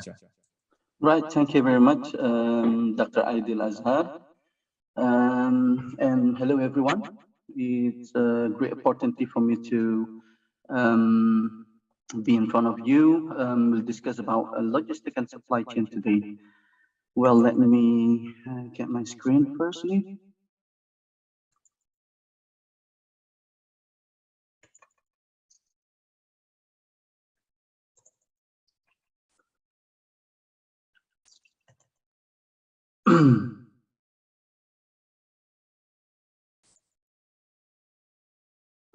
Right. Without logistic, the word stop. Yeah, might be stopped, of course, because logistic is the activities of the physical movement of products, goods, humans, passengers. And of course, today we'll discuss logistic and supply chain related to the agricultural sector and related to the food industry as well. Of course, agriculture, related to the food system, food security, and then food industry, of course. Well, today we'll be discussing about logistic and supply chain of food industry in the era of industry 4.0, as we have like a little bit discussed about industry 4.0.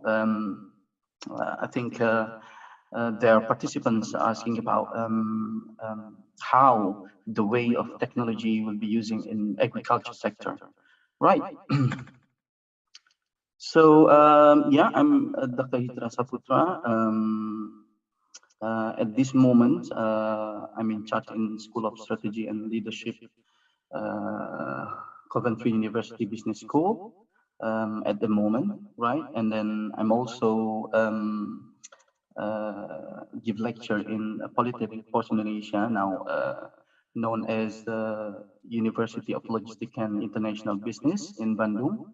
Right, this is my email, personal email, and then my university email if you like to discuss something. Right. This is the outline. I try to make it very simple for you, and it's not like a heavy thing, a hard things, logistic and supply chain. So let's make it like easy and simple for all of us. It's just the way for us. Hopefully, this webinar will increase our concern, our awareness about the rules and the importance of logistic and supply chains in many industries, right? Especially today, of course, in agriculture industry, food industry. Right. Before that, I would like you to have a look on the a little bit slide regarding the digital transformations in 2030, right?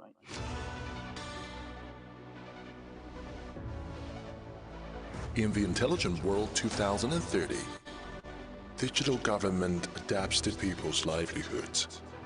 A dynamic and multidimensional labor force, blending human insight with robotics, AI, and more, becomes a key factor in production. People's focus shifts beyond material wealth, and digital means achieve digital equity and fairness, as well as taking control of the metabolism, the very health of the earth.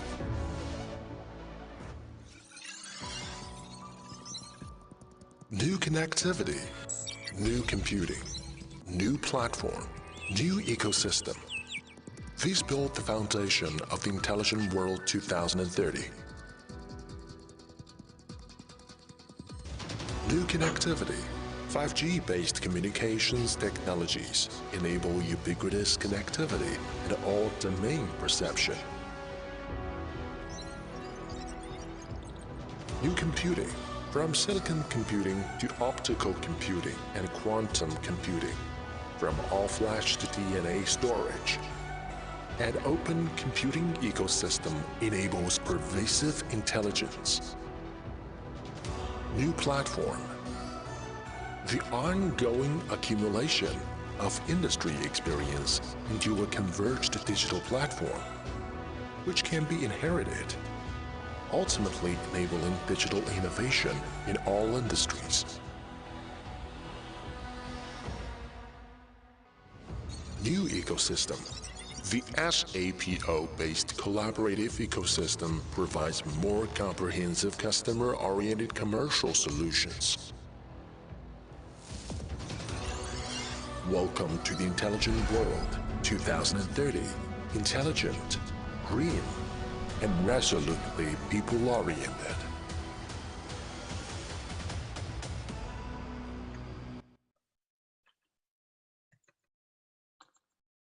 Right, so hopefully that will increase our attention as well regarding the Industry 4.0. Let me back to my slide. Right, here it is. I know my time is not that long, so for 30 minutes, hopefully we can discuss it completely. First, we'll discuss before, in a few minutes, we'll discuss about, how the technology nowadays in Industry 4.0, will be applied in many sectors of our life, many aspects of our life, especially, for example, in agriculture. For example, there will be like smart farming, there will be technology like farm droids, agrobots, and many things that we will see in the next few years, like growing. But hopefully in developing countries, it will be started like soon. Right.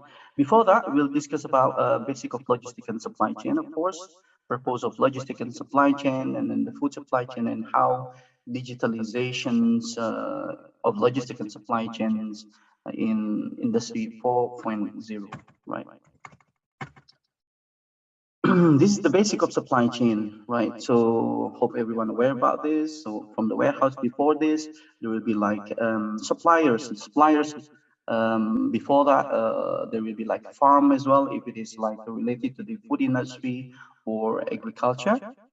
And then, of course, from the warehouse, there will be factory where the source of the food, for example, from the farming, the fruit, everything is like to be processed in the factory.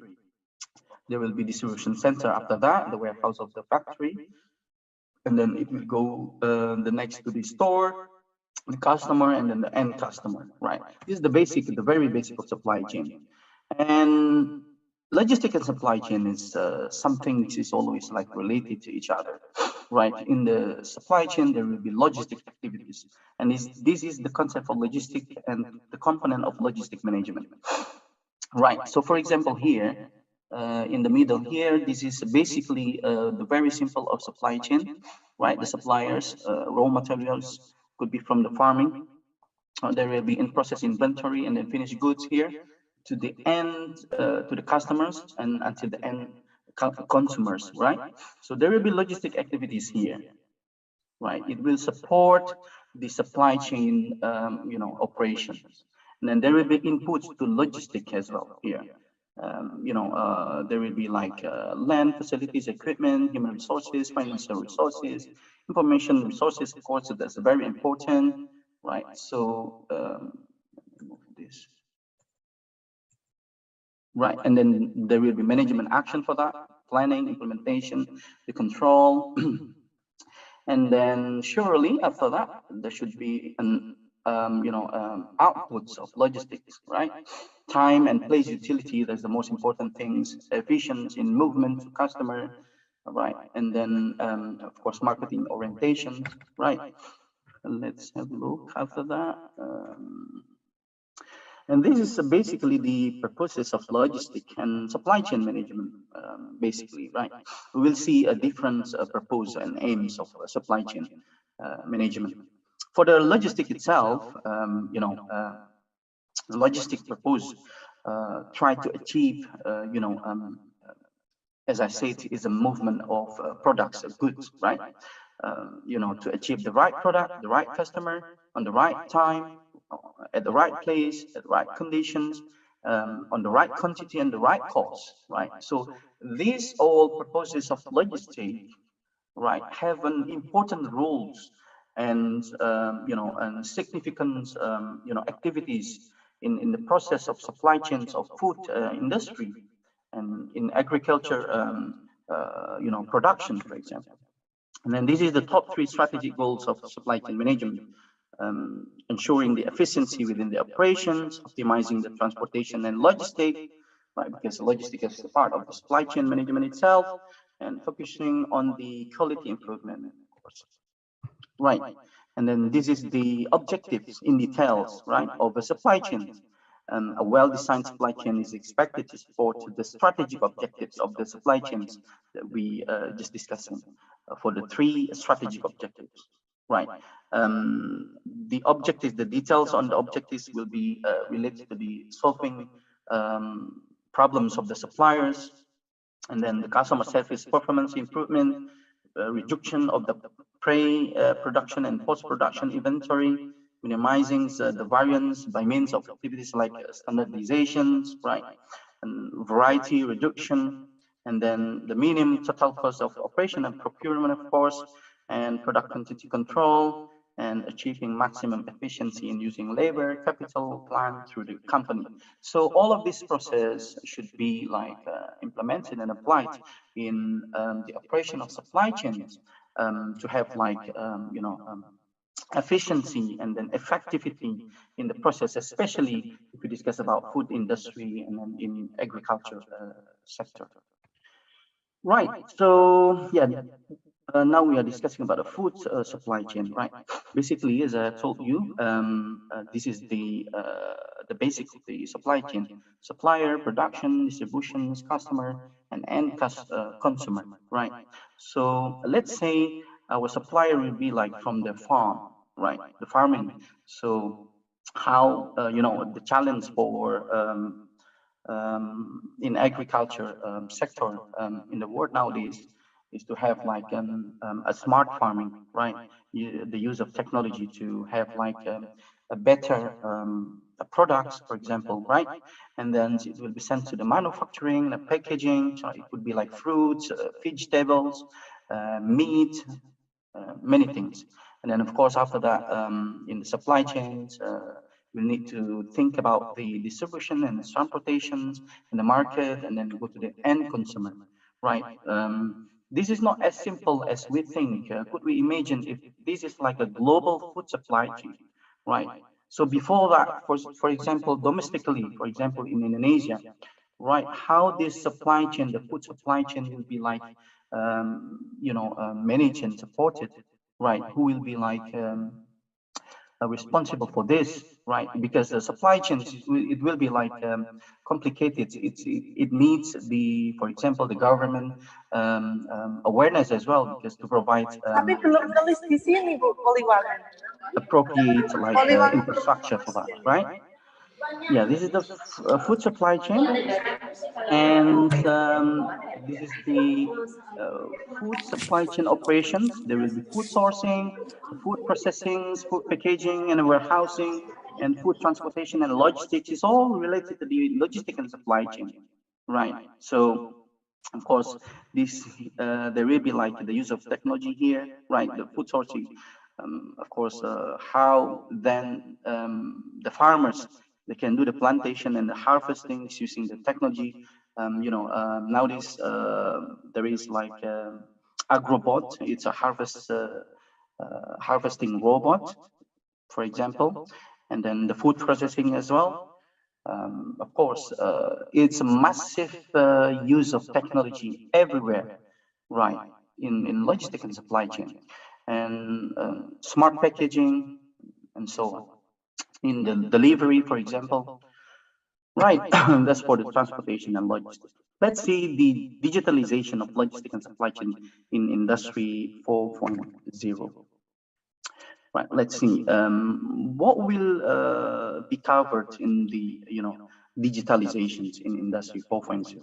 It will be related to the Internet of Things, blockchain, big data, robotic machines, 3D printing, for example, system integration, cyber security, right?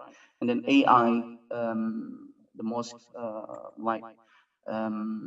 popular nowadays. How the use of artificial intelligence will be used in agriculture as well. How to to use the data, to use the the technology to have like a smart farm, right? And then why digitalization in Industry 4.0, right? Like or dislike, right? We have to move to the era of digitalization, right? So even though we are, for example, in Asia, in developing countries, it should be started like, time by time, right? It's already like started by the developed country using the technology. It's all about funding because, technology needs funding, technology needs investment, right? And then the purpose of that will be, focus on the improvement of the products, of course, the automation of the processes to make it like easy and then faster, quicker, right?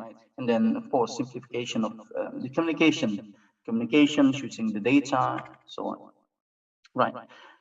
These are the key factors of digitalization. There should be a process. There should be a people who will, develop this, who will run this, right? The manpower of that, and then the technology, right? And then with these three combination, of course, we have an opportunity to achieve the success. But of course, for this, especially for us, for example, in developing country, we need funding and investments on the technology because, if we can develop our own technology, that's very good. But again, development of the technology will be like costly as well. But we'll develop our own like capability. But again, in logistics and supply chain, the use of technology is just about the to support the process of the logistics and supply chain, right? There are processes as well here, so the people need to be familiar with the process as well.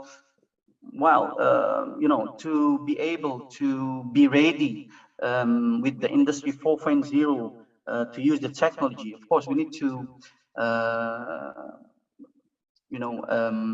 prepare the people to be able to run the process, right? So for example, nowadays we need like drone pilot, for example, for many applications in farming, but we need like a professional drone pilot as well, so so they can like run the process of the smart farming, for example, right? So this is the process, right? There will be data in digitalizations, in the use of the technology, right? The technology will enable, will simplify the process, right? The people will follow the process and then they will run the process, and the people will leverage the technologies using the data. This is the the main things in digitalization. We need to be familiar. We need to be able to use the data to have like a better and then the improvements in production, in the process, and in the operations, right? And then how we develop the digital logistics and supply chains, right? Here, there are people, manpower, the system, right? The system, in supply chains, there will be like feasibility in supply chain is very important, right? So we can monitor maintenance, do maintenance, right? Make everything simple and easier, right? The technology, using the robots, application, the sensors, the IT systems, the wireless communication, the cloud, the Internet of Things. Nowadays, for example, the internet service provider, they're using 5G even, and then the next 5-10 years will be like more advanced, for example, right? The technology is growing, so we need to be like adapt with the technology. Logistics 4.0, right? This is the scenario, right? There will be blockchain, robotic, autonomous vehicles, the drones, the 3D printings, physical internet standards, for example, and then there are like stages to develop this logistic 4.0. And then the application, the implementation, the use of AI as well to support the human life. For example, especially we are discussing about the agriculture and food industry, right? And then the AI, is transforming business into smart business, right? So, yeah, that's the common technology nowadays.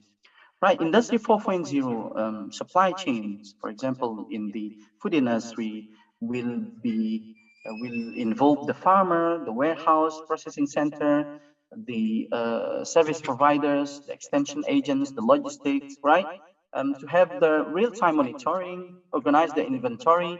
Inventory management is very important. To be able to have a right decision making, an effective decision making, then the use of IoT, Internet of Things, AI, and blockchain as well, right? There will be automations, and of course, it will reduce the labor. But that's the challenge, because the Industry 4.0, like or dislike, will reduce the labor to have like efficiency in the operation. And then these are the potential agri-tech solution in Industry 4.0, for example, right? There will be in the production, there will be farm mechanizations, agri-tech solutions, agri-inputs marketplace, farm management information system, FMIS, right? In the supply, there will be a primary storage solution, primary processing, farm to fork delivery, right? And in the market and consumer demands, right? In food industry, the farmer needs these as well, right? How the the technology give the solutions, to in the concerns of market and consumer demand. Right, and this is the digital technology, of course, in agriculture, in the era of Industry 4.0, right? The use of remote sensings, field sensors, right? And then how to have a smart farm in the for the livestock, right? The equipment, the autonomous vehicles, everything by remote, and the use of human, labor will be like very less, because we use the technology to help us, to support us, to have a better products, to have better process, better operations, right? And then let's see digitalization in logistics and supply chains, right? In general, for example, nowadays there will be there are like automation in warehouse that exists nowadays, used by many companies. For example, the use of robotic here, this is a sortage and then robot, and then palleting robot here using Amazon, for example, and then the arm robotic used in the warehouse. There is a glass, sunglass technology here that do the scanning, the automation, for the purpose of automation in the warehouse. And then there will be automation in distribution center as well. This could be like applied in food industry as well, but not just in logistic and supply chains in general. Of course, there will be like automation in distribution center for the agriculture, products, right? And then the drone for delivery now for the agriculture. The drone is used for the watering, fertilizing, and many activities of agriculture that can use the can take advantage from the use of drone, right? And then these are flying cars in logistics supply chains, and this is for passengers. But in the next 5, 10, 20 years, we'll see the use of the flying cars is not just for limited passengers. It could be like for mass transportation as well, right? So these are already like developed and used in many developing countries. For example, in the UK, in Coventry itself, the UK government have like supported the developments of the world's first flying cars airport, right? It's been what month is it? It's July. So recently, if I'm not mistaken, in June or May, I was invited as well for the opening of this, flying cars airport. It's quite interesting. interesting, know about this. Self-driving intro for the truck, right? So the self-driving is already developed as well, and then the use in farming as well. It's clear for us that it will help and support the farming. And then, of course, we can use this technology in logistics and supply chain as well, right? To have like a faster delivery, faster transportation, right? And then save as well. And yeah, this is the apps on demand for tracking. So, for example, with this technology, the farmers they don't need to be like difficult to get like a tracking to transport their the agriculture products. Right, the Uber is not just for taxi now, for tracking as well. The tracking system in transportation, right? We use the technology to track the the products that we transport, we deliver to from a point of origin to the point of destination, right? RFID in transportations, this is a radio frequency identifications in transportations, right? It will be like automatically scanned everything, the items, the goods, the commodities in the truck, that we are sending or transporting to, particular places, right? This is the electric vehicle in transportations. And nowadays, massive countries, they are encouraging themselves to use the electric vehicle. But it's not just only the electric one, but it it will be like fully used of the technology. It could be tracked, connected, and integrated. And then all of this technology will be like applicable, to be used, to be implemented in the agriculture sectors. And then here there is a self-service city bike rent, right? So yeah, of course, to reduce the carbon dioxide emissions, right? A city need to be aware with this pollution as well. So for example, it's good as well to be applied in Indonesia, for example, right? So you can just rent this like from the apps, and then it's very easy. That's the use of technology. The real-time passengers information, right? This is real-time information. So it could be, very much applicable if we use this technology, for example, in agricultural sector to provide information about the process of the productions, the operations, the inventory management, and many things. Right here as well, you can see the buses is connected right with the system. So it's like a real-time passengers information. This is the technology, the use of Internet of Things, and then the Amazon locker, right? This massively used especially in the UK, right? So it's like an easy way to deliver items. But it's really possible that could be applied with the groceries related to the farming products, or grocery related to the agriculture products, for example, right? But for the agriculture products, it will be like a specific product because it's perishable goods, like vegetable, fruits. There should be like a very fast operation on that process on that, right? This related to the export and import, right? Digitalizations, export and import is not as simple as we think, right? There are processes, there are documents, and many things. So digitalization is very important, right? To make everything is like faster, easier, right? And then let's see digitalization in human life, right? In a very wide scope that we can apply and implement the use of technology. Self-service shopping, automated payment. There will be no cashier for this. We don't need the cashier. You just go inside the store and then grab everything that you need, and then you just take it and then just pass this area, and then it will be scanned automatically. It will be paid automatically, right? So self-service, right? So we can use this for the agriculture products. 3D printing, right? you know, 3D house 3D printing, right? People develop a house, build a house with the 3D printing. Drone in agriculture that we have discussed, right? It's massively used in developed country, right?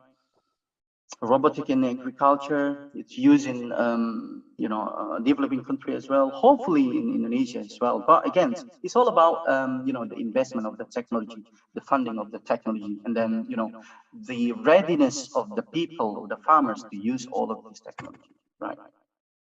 Robotic arm in manufacturing, and you know, robotic in services in the restaurant, and then robotic for pizza maker, right? So everything is like people, you know, the technology is developed to make easy the humans activities, right? The robotic chef, and then in medical, you know, sector as well, robotic in medical sector, you know. Nowadays, the operations, the surgery would be like become more accurate than, you know, with the humans involvement, for example. And then it could like allow the process of medical surgery, for example, from one place to another place, you know, in different place. For example, the doctor will be here in the UK, and then the patient will be in Indonesia, with the use of technology, with the data transfer and everything, you know, with the AI. So the doctor can do the surgery from here, and the patient is in Indonesia, somewhere else, right? Robotic in constructions, you know, everything will be like developed with the automations. Robotic in military, robotic in milking machines in poultry farms, right? So it's all with automation, right? There is no human involvement anymore with this. Of course, it will be like a more hygiene, and it's more like it's quicker. It's everything is will be like better in terms of the effectiveness and effectivity as well. Robotic lawnmower is applicable to be used in the farming. Robotic vacuum cleaner, maritime robotic, it will be used for many purposes of maritime activities, robotic in aquaculture, right? To see what is under the water, and then everything, control the fishery, you know, activities there.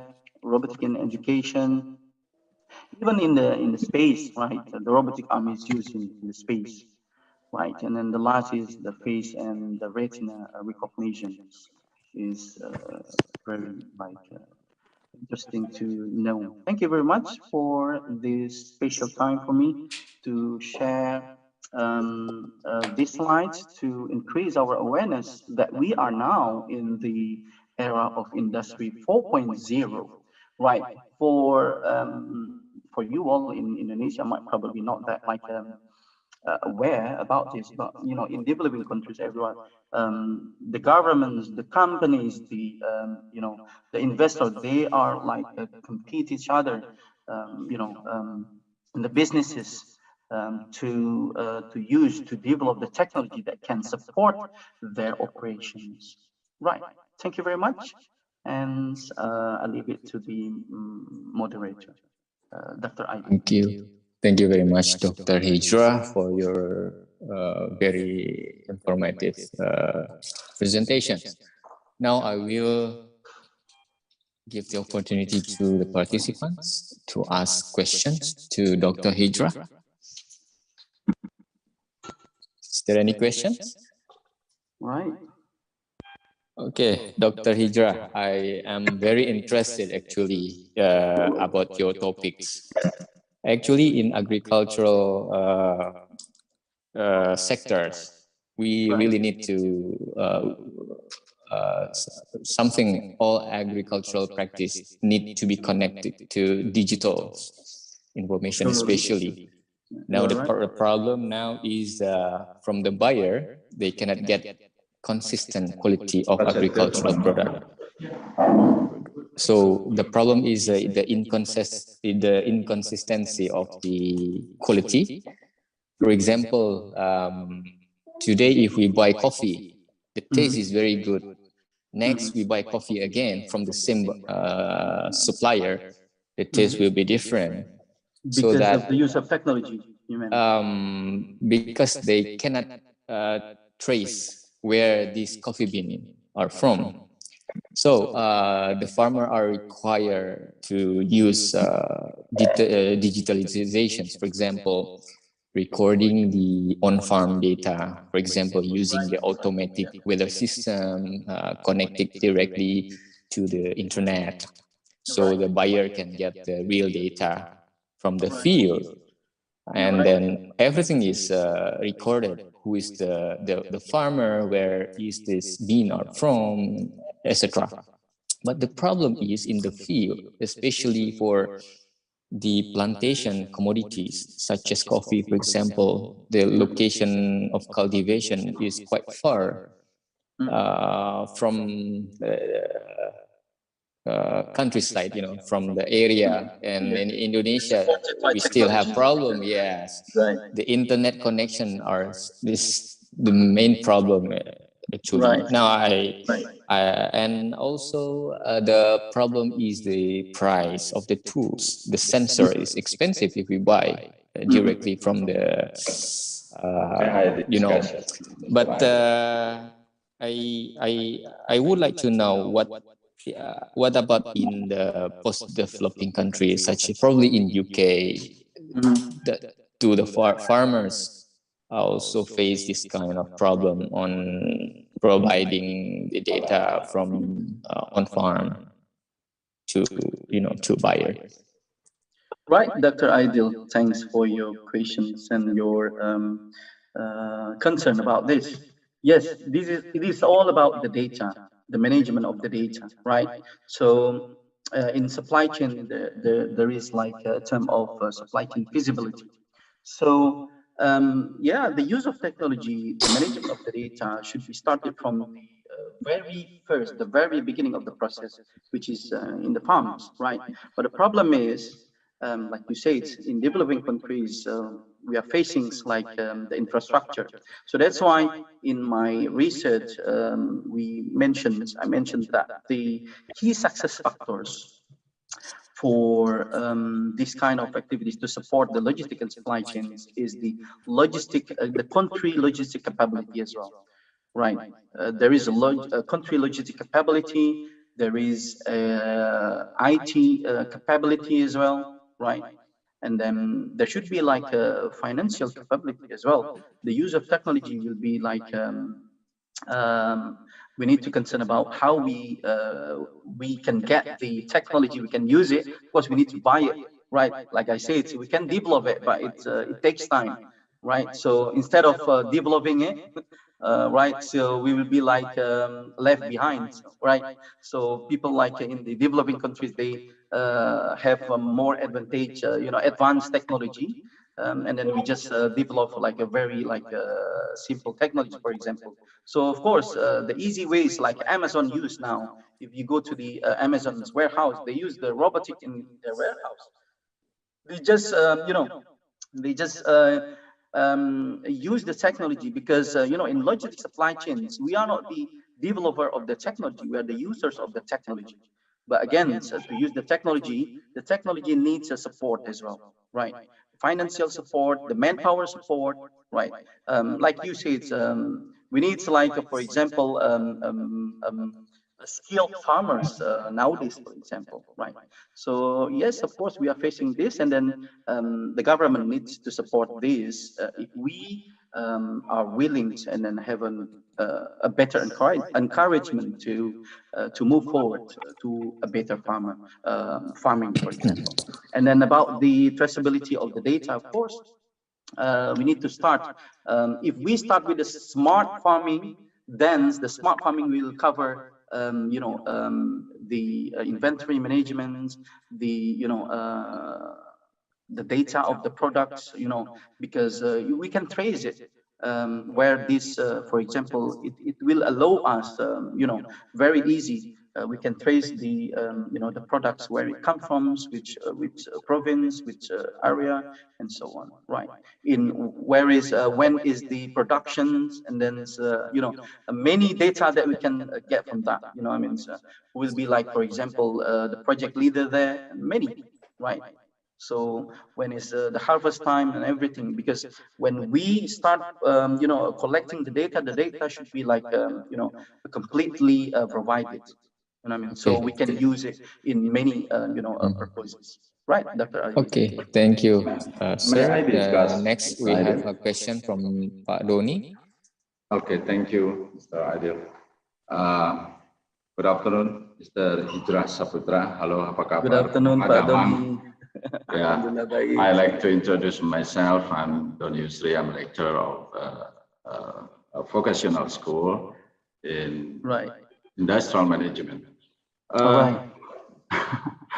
Actually, I have some questions for you. This presentation is very insightful, but I want to focus my discuss. Do you think the concept supply chain management or logistics and develop digitalization, we can run very well in the future? Do you think? Because for today, this for example, today, when Russian, Ukraine, or some countries stops their commodity to supply in the world, we almost collapse. I think this is my opinion. There is a negative influence when we put some information data together in the one application or one technology. This is my opinion. Right. I want to know, what do you have opinion or some idea? Right. Well, the technology, Mr. Doni, we can use it for a positive purpose and for negative purpose as well. The challenge in supply chains now about the agility of the supply chain, right? So once, for example, we were, hopefully it's now stopped, the COVID situations, right? So even the COVID stopped the production, stopped the delivery and everything, stopped many things. But if the supply chains, is developed like to have a better agility, to adapt, for example, if the COVID pandemic can be like identified earlier, for example, so there will be like supply chains, for example, planning on that. So how can we, deal with that? How can we get the solution for that? It's the same things like the, the conditions of the war, Ukraine and Russia. Before that, before, the political condition is like become increased. So, in supply chain operations, they have this kind of data. They can, monitor this, and then there will be like preparation for that. What is the, so we can identify the conditions earlier, before that war happens. So, for example, before that war happens, so many companies, many industries, they will think about this, because they have like the commodities from that country, for example, but they need to have like second plan.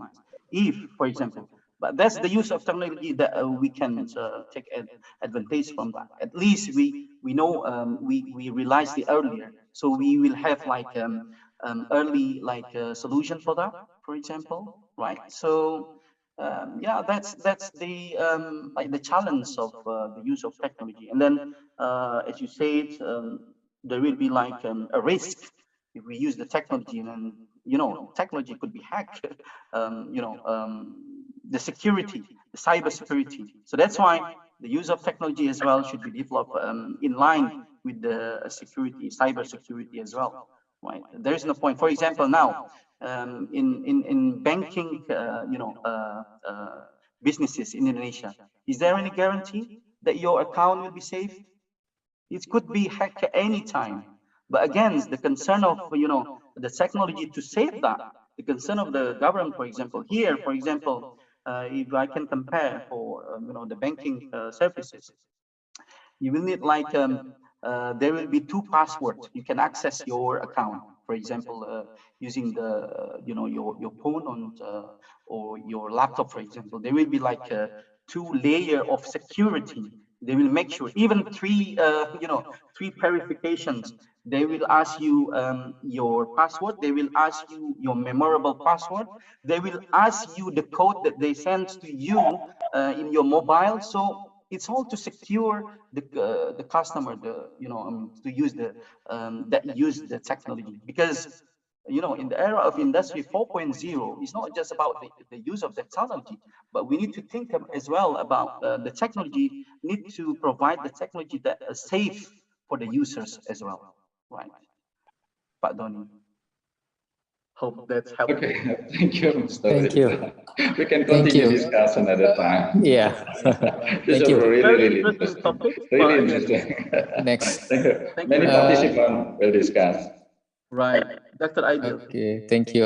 We still have a few more questions. So we still have time to Lutfi Septia. Lutfi Setia, you can ask question directly. Hello, Lutfi Septia. Okay, sure. Right, Thanks. Lutfi. Yeah, thanks for this time. Excuse me, I want to give you a question about digitalization in Industry 4.0. Robotics machines have an impact on this. Are robotic machines always better than humans? If so, what should humans do to improve their ability to equalize their skills as robotic machines? Thank you, sir. Right. Robot nowadays cannot taste, a food or yet, right? So if you ask, let's say, robotic can be error as well, but human can be error as well.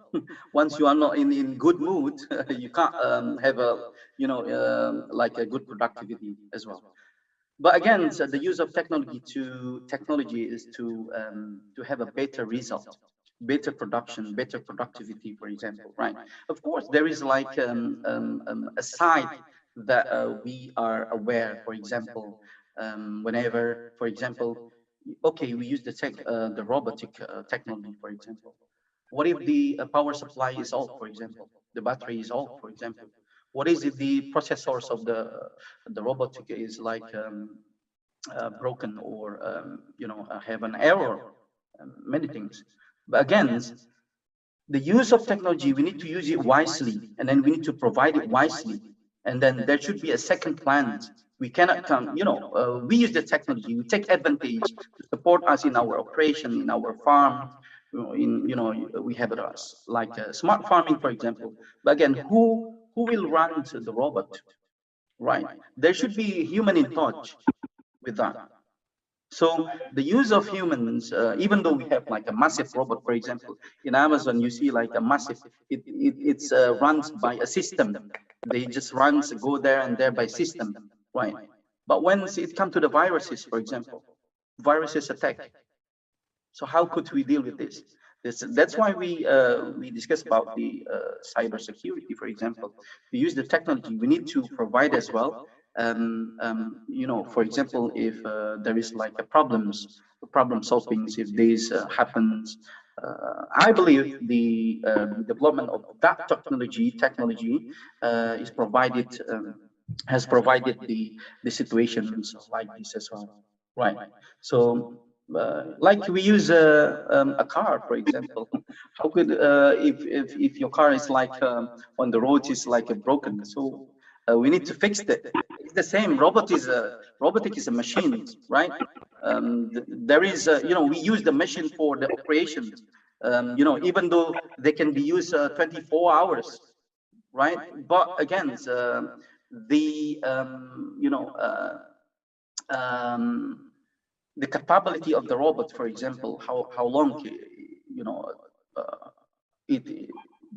we can use it, like for a month, 24 hours in a month, in a year, non-stop, or there should be maintenance for that as well. So yes, we use the technology wisely, And then do not just count, oh, technology is everything, right? They should, humans develop the technology, right? So humans might probably know best how to develop a proper, appropriate technology to support their life, right? Lutfi, hope that's answer your question. Okay. Big thanks for this information, Mr. Not a problem, anytime. Okay, we move to the next question. Tricia Pionera. Right. Trisa. Trisa Pionera. Can you hear me? Trisa Pionera. Yes, may I? Okay. Sure. Hello, and thank you for the opportunity. And Mr. Hijra, your presentation is amazing, and I really opened my eyes to technology is very advanced indeed. I'm Trisa Pionera from IPB University Vocational School. And well, previously there was a slide showing the idea of seven rights or 7 Rs, which I think is an interesting thing if it is discussed more deeply. So my question is, from the 7 Rs, is there another additional right that allows production and supply to run even better on 7.0 era? Thank you. Right. In the era of Industry 4.0, to achieve that 7 rights, the right conditions, the right products, the right time, the right place, the right quantity, the right quality, the additional things that we need to consider is the right data that we used. Like Dr. Adi said, in the case of the coffee farming, for example, we need to input the right data there, right? So the right data, the use of the right data is very important. So because the era of Industry 4.0, data is everything. We can't develop, we use the technology based on the data. We make the decision, decide, we take the decisions based on the data. We do forecasting based on the data.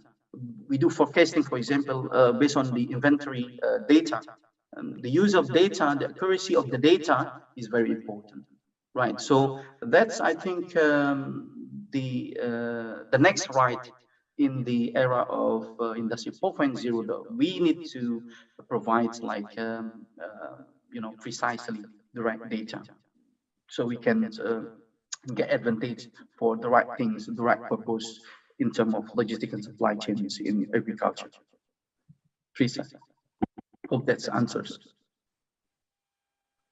Okay. The next, I will give the opportunity to Askadia from Bangtan Bogor. Askadia. Good afternoon, sir. Thank you for the opportunity. Good afternoon in Indonesia. Good morning here. Okay, sorry. Good morning to you and good afternoon. Not a problem, right? Okay, sir. There's something interesting in your presentation. Like you said before, Indonesia or other developing country are not interested with this era 4.0. And I guess one of the main reason is people here are afraid. We are scared that our job will be replaced by the robot. I know it sounds ridiculous, but that's the truth. Now, the question is how to change that mindset, how to convincing people that we need this kind of technology and we can live along side by side with technology, that technology not gonna hurt us, either way that will help us. Right, Askadia, just a simple things for you. If that conditions will be happening, then the technology, the use of technology in developed country will not be success, right? They are more like worried than us. They will have no job. You know what I mean? The use of technology will give opportunity for us, for example, in developing countries, to improve our skills. Because the use of technology still needs the human's touch. But yes, of course, there are so many fields and area that is for example, covered by the machine, by the technology, by the robots, for example. But again, the use of, who will run the robot, who will maintain it, right? So it will give us another opportunity. It means, because if we, for example, Indonesia, will not be aware about this, because the countries surrounding us, for example, Singapore, the neighborhood country, for example, Singapore, Vietnam, Thailand is like more advanced in technology as well, in farming, for example, right? So Malaysia, Philippines, for example. So we cannot, have like a competitive advantage, I mean, in the market. So how could we deal with this? So that's why, like or dislike, we need to start, right? The concern of the government, the concern of the education sector to provide a skilled worker, the skilled manpower, and then the infrastructure, the IT infrastructure. For example, we discussed about a very low internet signal in countryside, for example. How could this happen? Right. So we need to develop this, and then of course there should be like a shared concerns about this between the government, between the companies, the industries, right, the education sectors. So we will work together to develop this. And then just one word: we can do it. Askadia. Okay, thank you so much, sir. That's really helping. No worries. Thank you, Askadia. Is it okay to have one more last question, sir? Anytime, it's you run the sessions. Okay, next I will please Lady Hizratullah to ask question to the Lady. Yes. Okay. Thank you so much for the opportunity. I wanted to ask her. We know the technology is very important to me and to other. This is about traditional agriculture. For traditional agriculture and have not applied technology optimally. For that, what is the application of the right agriculture system and develop to existing potential so that it can provide good production, result in the food supply chain, and good for security in dealing with existing problems? Thank you. Right. What's your question again? Is it a simple word? Yes, my question, what is the application of the right agriculture system and develop the existing potential? Right. So the use of technology, you are asking about the right application system, right? The use of technology, of course, it should be think or consider about the circumstances in different area, for example, right? So if you would like to develop a technology, use the technology, for example, it could be like a different technology used so for example in the Europe, in developed country, and in developing countries. It should be like considering the circumstances, I mean, so for example, the conditions of the manpower, the conditions of the the power supply, the conditions of the geographical conditions, and many things. So the right application should adapt that, should consider about that. So there will be like an optimal advantage that we can take from the technology. If not, then there will be problems because we didn't consider, we don't consider about those kind of problems, for example. So we need to make sure, right, the right applications be for the right people, right? So for example, here we have the technology, the flying cars. Indonesia is not that appropriate yet, right? So here everything, for example, might probably support it. For example, the common things now is electric cars, for example, is massively used here, right? So we talk about electric cars, but does the government nowadays support with the charging point? Right. Yes, we can say yes, but how massive is it? because the charging point should be massively provided. But again, so that's why this technology, if we don't think, if we don't provide the infrastructure, there will be a problem for us as well. So the right applications of a technology should be, developed with the right infrastructure, and then considering the circumstances, and then it could be like your geographical, cultural, I mean. So for example, nowadays in particular places, for example, e-commerce is not that run well there, is not that success. For example, it's because of the culture of that place. For example, the e-commerce Indonesia might probably quite increased, but I'm not sure with the payment, banking payment still with the using the cash machine. I'm not sure with the security of a bank, online payment, right? So here is massively everything. You go everywhere, there will be no cash. Everything will be like online. But again, it's the security, right? So there should be developments of the right application as well, considering the right circumstances. Lagi, hope that's make you happy. Thank you so much, sir, for the answer. Okay, thank you very much, Shafira. Dr. Saputra. And maybe one last opportunity to Shafira before I close. Right. Okay, Shafira. Okay, thank you for the material, sir. I'm sorry, I cannot turn on the camera. There is not a problem.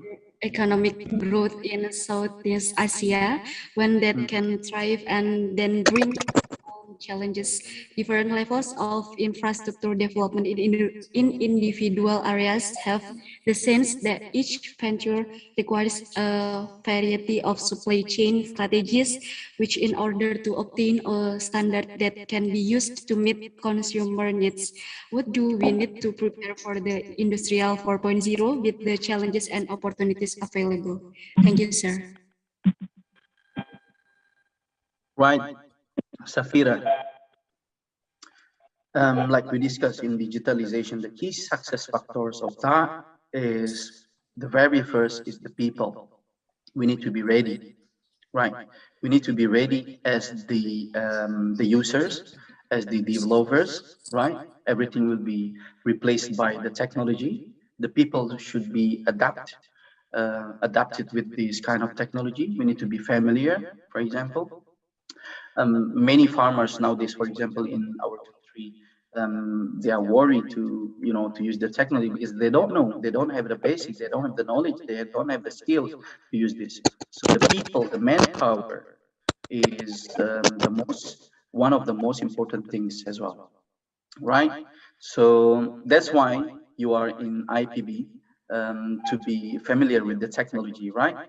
So yes, hope you will well prepared once you graduated. So you'll be like one of the manpower, one of the human resources that will support the smart farming, for example, right? The people, and then the technology. We need to have the technology. If you can't develop your own technology, then buy it. And then we need to have the ability to buy it. We need to have a funding.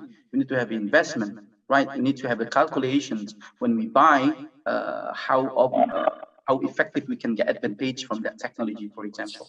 We need to think about the cost of the maintenance as well. The use of technology, we need to think about the life cycle of that robot, for example. A robot is machines. There will be like life cycle, right? How long is the lifetime of that robot, for example? It is 10 years, 20 years, 30 years. That can help us to have a better production, to have a better operation, right? In terms of effectivity and efficiency, we need to think about that, right? And then the system, we need to provide the system. The system, as I discussed with Lady, if I'm not mistaken, I'm not sure. we need to provide the system that match, that is suitable, appropriate with the conditions of particular places, with the conditions of Indonesia geographically, for example. And then, so, you know, we are maritime, for example, country. We need to provide the technology that can adapt that. We are like in you know, a country located in, you know, the center of a disaster, for example. We need to be able to provide a technology that can, you know, be ready with that kind of situations, right? The people, the technology, the funding, the investment, right? The you know, the technology will cover everything: the machines, the, you know, the internet, you know, infrastructure, right? And then we need to provide the appropriate system, right? Safi, hope that answers your questions for the closing sessions, Dr. Aidil. Thank you very much, Dr. Hijrah Saputra. Not a problem. Anytime, no worries. For your time, for your participations. Very happy. Good day. Thank you very much. And today we have learned a lot from 3 invited speakers. First, from Prof. Hiroshi Ehara. We learned about actually out there, we have another resources for carbohydrate, not only rice, but also sago. Secondly, we learned from Dr. Han from Vietnam about the importance of integrated farming system that develop the agricultural system in Vietnam. And lastly, about the technology, that we cannot be away from technology. We have to adapt with technology also in agricultural sectors. So I hope these 3 sessions of lectures will give a very good benefit for all of us, especially for the students are participating in this program. Once again, thank you very much, Dr. Hijrah Saputra, for your participations in our summer course program. I think this is the end of the webinar series. I'm Aidil Azhar as a moderator. Would like to say thank you very much, and also would like to say sorry if I have something wrong. And I will give back the screen to the MC. Alfista? Alfista, yeah.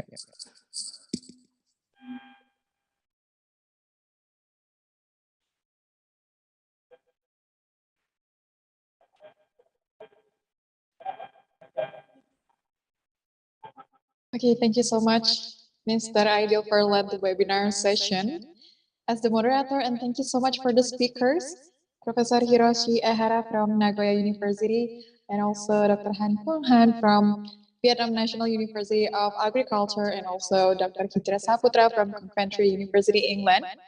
Ladies and gentlemen, we are finally finished the webinar session with the theme, the role of a food system planner, facilitating sustainable agriculture and consumption.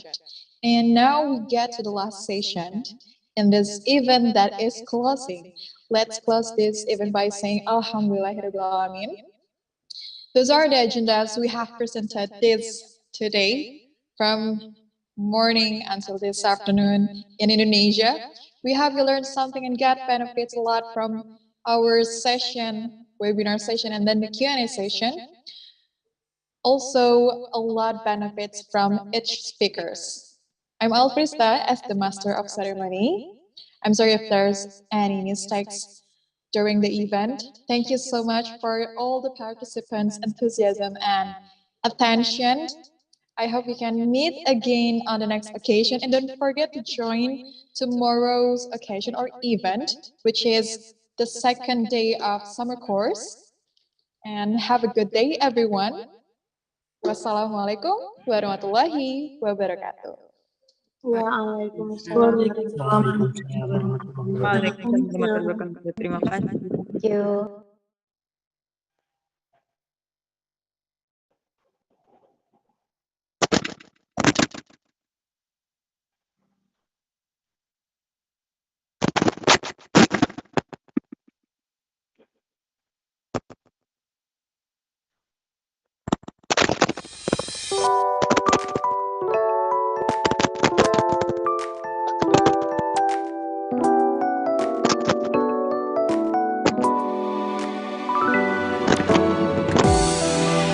Thank you. Mungkinkah di suatu masa depan dirimu akan merasa ingin kembali dan mengulang ke masa lalumu di saat kau memilih kan kemana langkahmu sejati tujuanmu, ataukah dirimu yang sekarang di dalam hasrat dan mimpi kau meniti hidup dan cinta. Kebahagiaan tak hanya tentang harta, tapi tentang dirimu, hasratmu dan mimpimu. Terus jalani bagai mentari yang menyinari bumi. Jangan berhenti, jangan biarkan lagu merenggut mimpi. Maka takkan ada penyesalan yang menyelesaikan dari mudah. Bukti lebih dari teori.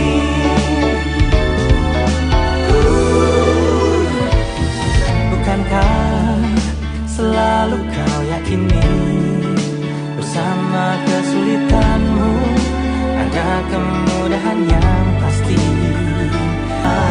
Namun kau lebih tahu keputusan milikmu. Terjalani bagai mentari yang menyinari bumi. Jangan berhenti, jangan biarkan lagu merenggut mimpi.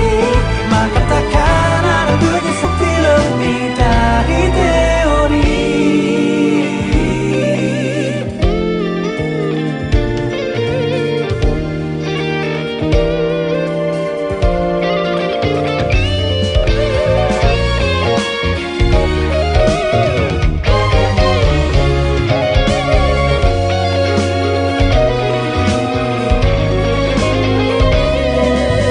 Ini bukan hanya hayal tanpa aksi.